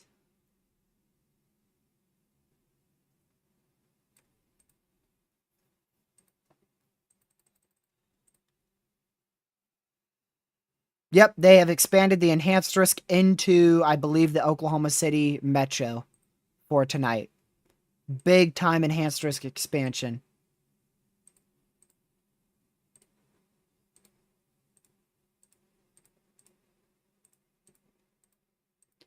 A significant hail threat goes all the way into west central Oklahoma, but it's probably wind. The 5% tornado risk also goes into west central Oklahoma, too. Big time changes on this new outlook cycle. Yeah, the 5% has been expanded well into Oklahoma. I can't draw it out exactly. We'll just wait for the outlook. And the hail risk has also been, 36 hail has also been expanded well into Oklahoma. And a huge 30 significant wind risk has been introduced. A huge 30 sig wind. So we'll likely see very widespread 80 to possibly 90 mile per hour winds tonight.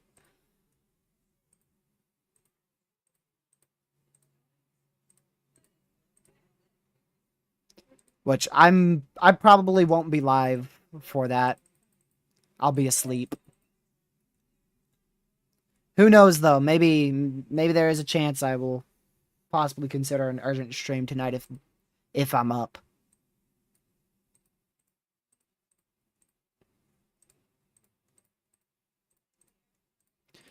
The 36 hail has been maintained on the southern side of the risk area as well.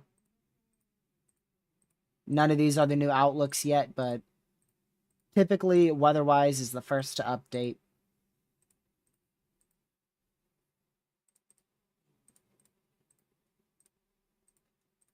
That's why I'm switching through all of them. I just had satellite and the outlook open at the same time. That was a glitch. Give me that glitch back. That was a good glitch. I can't do it.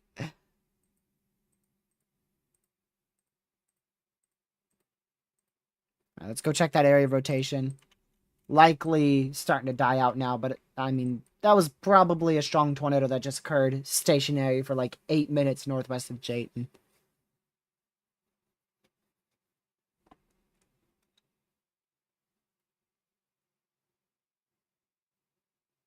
The legacy, that is wild. Dude, that's crazy legacy. That is crazy. Are you in High Point? If you're in High Point, Carson, it's just very heavy rain, some lightning. That's really about it. You might get a bit of gusty winds and possibly small hail.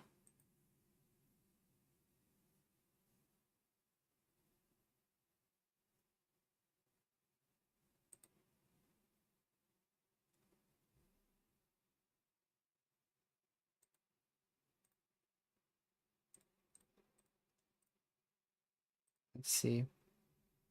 West of High Point, yeah, it's going to be training thunderstorm, so be prepared for some wind, small hail, very heavy rain, and frequent lightning.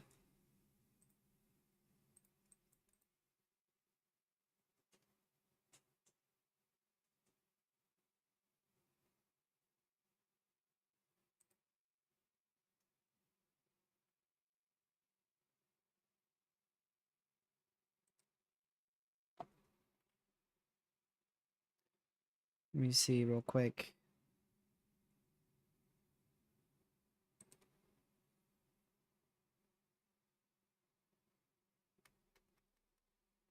Okay.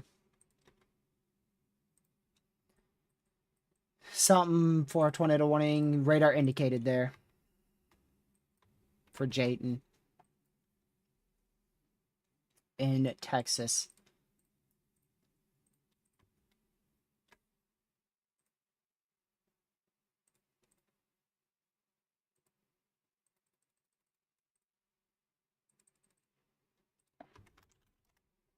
Oops, I don't want to do that.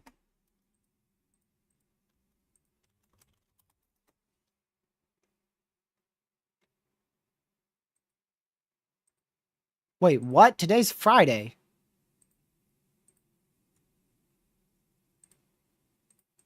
Did Michigan get delayed? I wonder if Truck Series was delayed. I swear Truck Series was 7 o'clock tonight. Oh well. That's tomorrow at noon. I'll be able to watch that. I don't know when I'll be able to live stream tomorrow. Saturday and Sunday are going to be a little difficult for me to figure out exactly when I'll be live.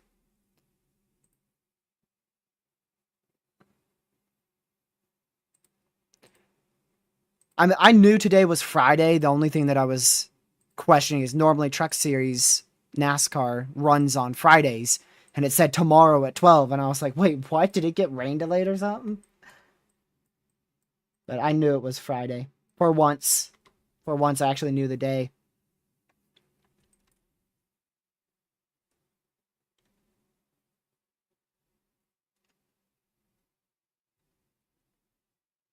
I once faked being a teacher this year since they were late. What? How do you do that?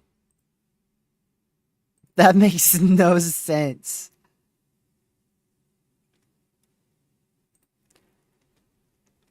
I bet right when you started talking about any subject, they were like, "Yep, nope, this guy is not the teacher. This dude doesn't seem like he's graduated from kindergarten."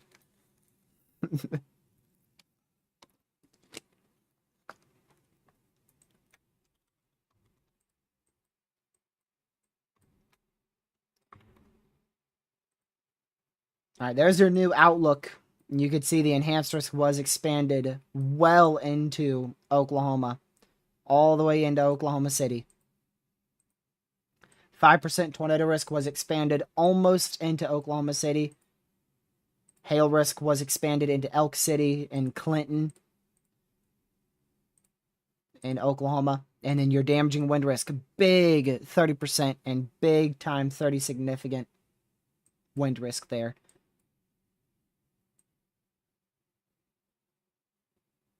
Big time wind risk. And this is the start of it all. These cells in here is the start of it all. They will continue to intensify and strengthen, as well as begin to widen out and become more widespread. It's true, though, Kaylee. I bet it's true. You should have seen some of the stuff he was saying in chat earlier, joking around. He deserves that.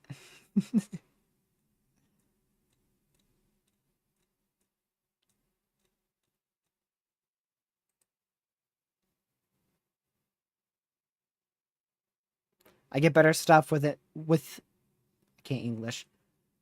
I get better stuff when it's a general thunderstorm risk instead of an enhanced. Welcome to North Carolina. I'm telling you. Chase the marginals and general thunderstorm risks.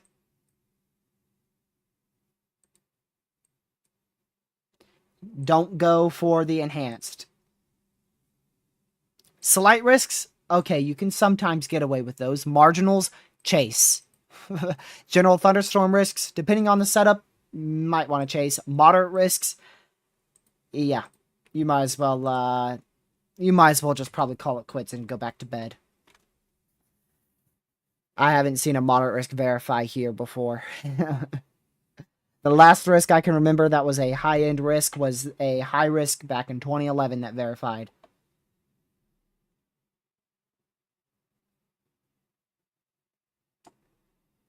Yes, I do, Legacy. I remember that.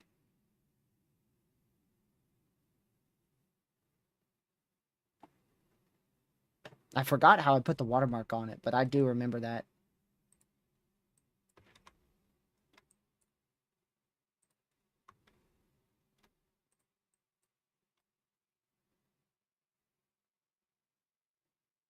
It was a general thunderstorm risk. Makes sense. Those always perform really, really well. Especially east of the Appalachians. That's when they really perform well. They're my favorite to chase. Really, marginals are definitely my favorite risk to chase.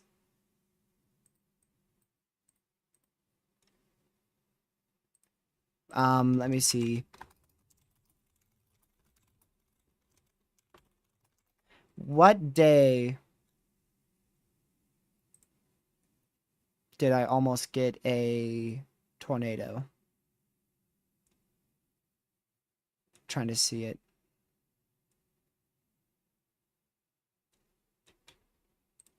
I'm gonna have to try to find it.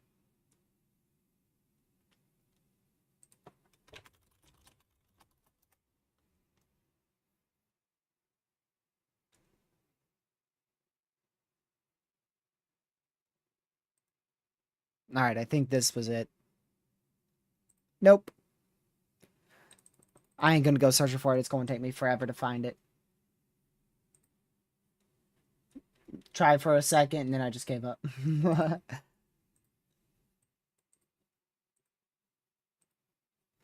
But my first tornado was, or I don't count it. I still don't count it because it was nocturnal, so I didn't get to see it. But the first confirmed tornado warning I was in that I nearly got a tornado on was actually a PDS tornado warning. That was the first time I almost saw a tornado. It was a pretty good tornado right in front of me, but it was nocturnal, so I turned around. I got pretty close to it, realized how dangerous it was, and then went home.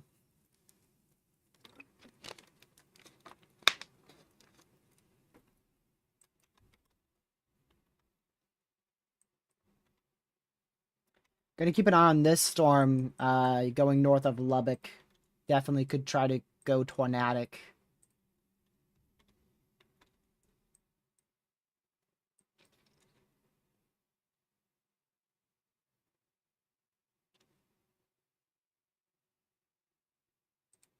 What's wrong with Cappy? I don't know. Too much to count today. Probably didn't get enough sleep or something. Good question. What isn't wrong with him?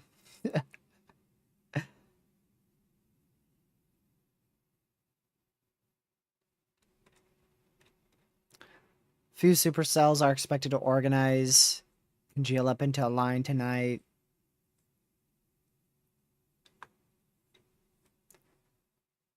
Let's see, just skimming through the SPC outlook.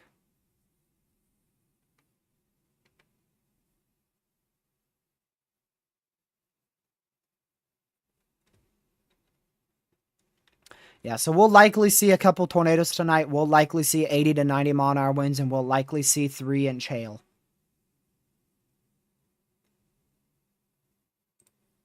So this is our main risk for today, the rest of today into tonight. And I mean, really, our entire main risk area today has been maintained. And then it shifts right on into tomorrow, so we're still going to see some big-time severe storms today and tonight, but nocturnal coverage, it's just never been my thing. And they're in radar holes too, so it's not going to be very easy to track them tonight. So I don't plan on staying live here too much longer. I have a few things I need to get done, and then I'm going to go to sleep early. I'm still recovering from earlier this week. I had a very busy, 3 days early this week. I indeed do hibernate every time it's 12 a.m. And plus, I want to make sure I'm getting good sleep because I don't know whenever I'm going to have to be able to chase or whenever I have to chase out here in North Carolina. You never know. Tomorrow could pop off. Saturday could pop off. Tomorrow is Saturday, you idiot. Tomorrow could pop off. Sunday could pop off. And also, I'd like to stay very energized for live streams. Because if I stay up till 4 a.m., yeah, I'm going to get 2 hours of sleep, 3 hours of sleep. See, Ben, literally, I got 9 hours of sleep yesterday, and I literally just called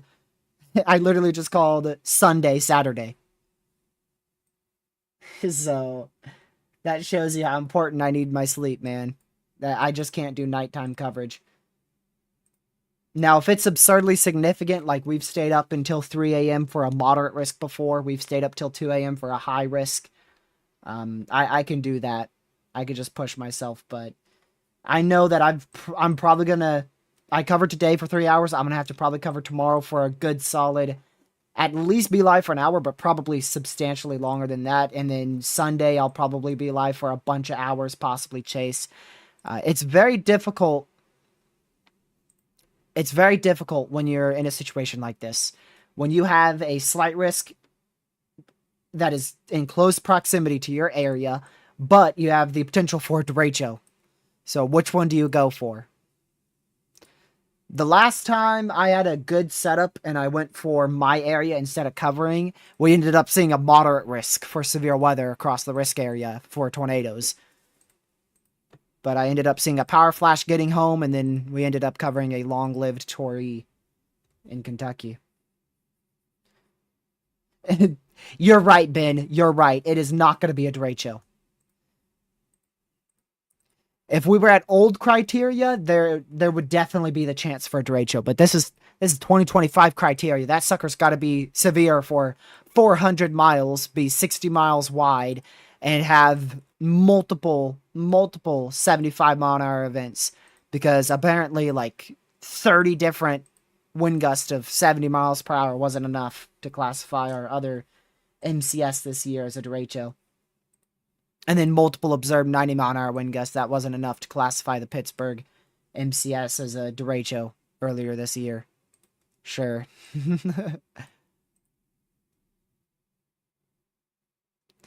Oh, yep. You're right, Kaylee. I mean, it's called the TRG effect. Watch, it's going to happen. It's going to happen. I'm probably going to head off here and start heading off in 2-3 minutes, to be honest with you. So if you haven't already, make sure you hit that like button, subscribe to the channel if you're new, share the channel with your family, friends, social media. I'll be back at some point tomorrow. And get ready for everything to pop off, because I'm about to end stream. That's just what happens. I need to change the title from one of yesterday's live stream. I didn't change it because we did 2 live streams yesterday due to the stupid old Wi-Fi. Almost happened again today. And I forgot to change one of the titles in yesterday's stream. There we go.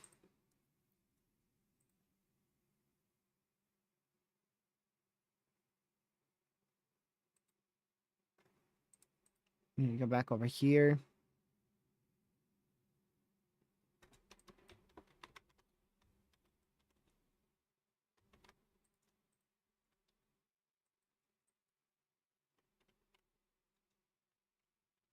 We'll keep an eye on that one in Littlefield, but it's not ramped up enough to likely produce a tornado at the moment. 3.6-inch hail. Wow. That's a doozy. Observed 3.6-inch hail in the north central portion of the Texas Panhandle. Yeah, it's tight, but it's not strong. It's about 50 mile an hour rotation. It might be able to produce a very brief tornado, but I don't have enough confidence in it personally. But it's definitely something to keep an eye on for sure. You never know, that might be the cell that gives us the TRG moment.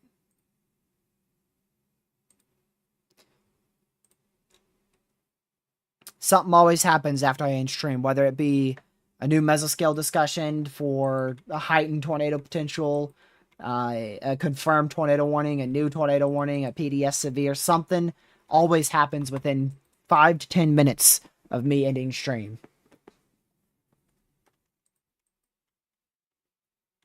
Nearly always happens. And then hours later after we ended yesterday. Actually, how long was it, Kaylee? I don't know when you got in a tornado warning. I don't know how fast it was after I ended stream the other day. I remember you added me on Twitter and said, I blame you for this. You're in a tornado warning. I swear it's real. Occasionally, we'll get lucky, and right when I end, everything dies out. It's like 30 minutes after I ended, yep. That's what happens. But at least I was able to cover some today. You know, some events I'm not going to be able to sit here for 12 hours, 15 hours covering. You know, we covered likely 90 to 100 mile an hour winds, at least 3 to 4 tornadoes, and 3.6-inch hail. So at least we got to cover some stuff. I'm glad I could hang out with you guys for 3.5 hours. I appreciate all you guys for tuning in. I will see you in tomorrow's live stream unless I am full-blown chasing.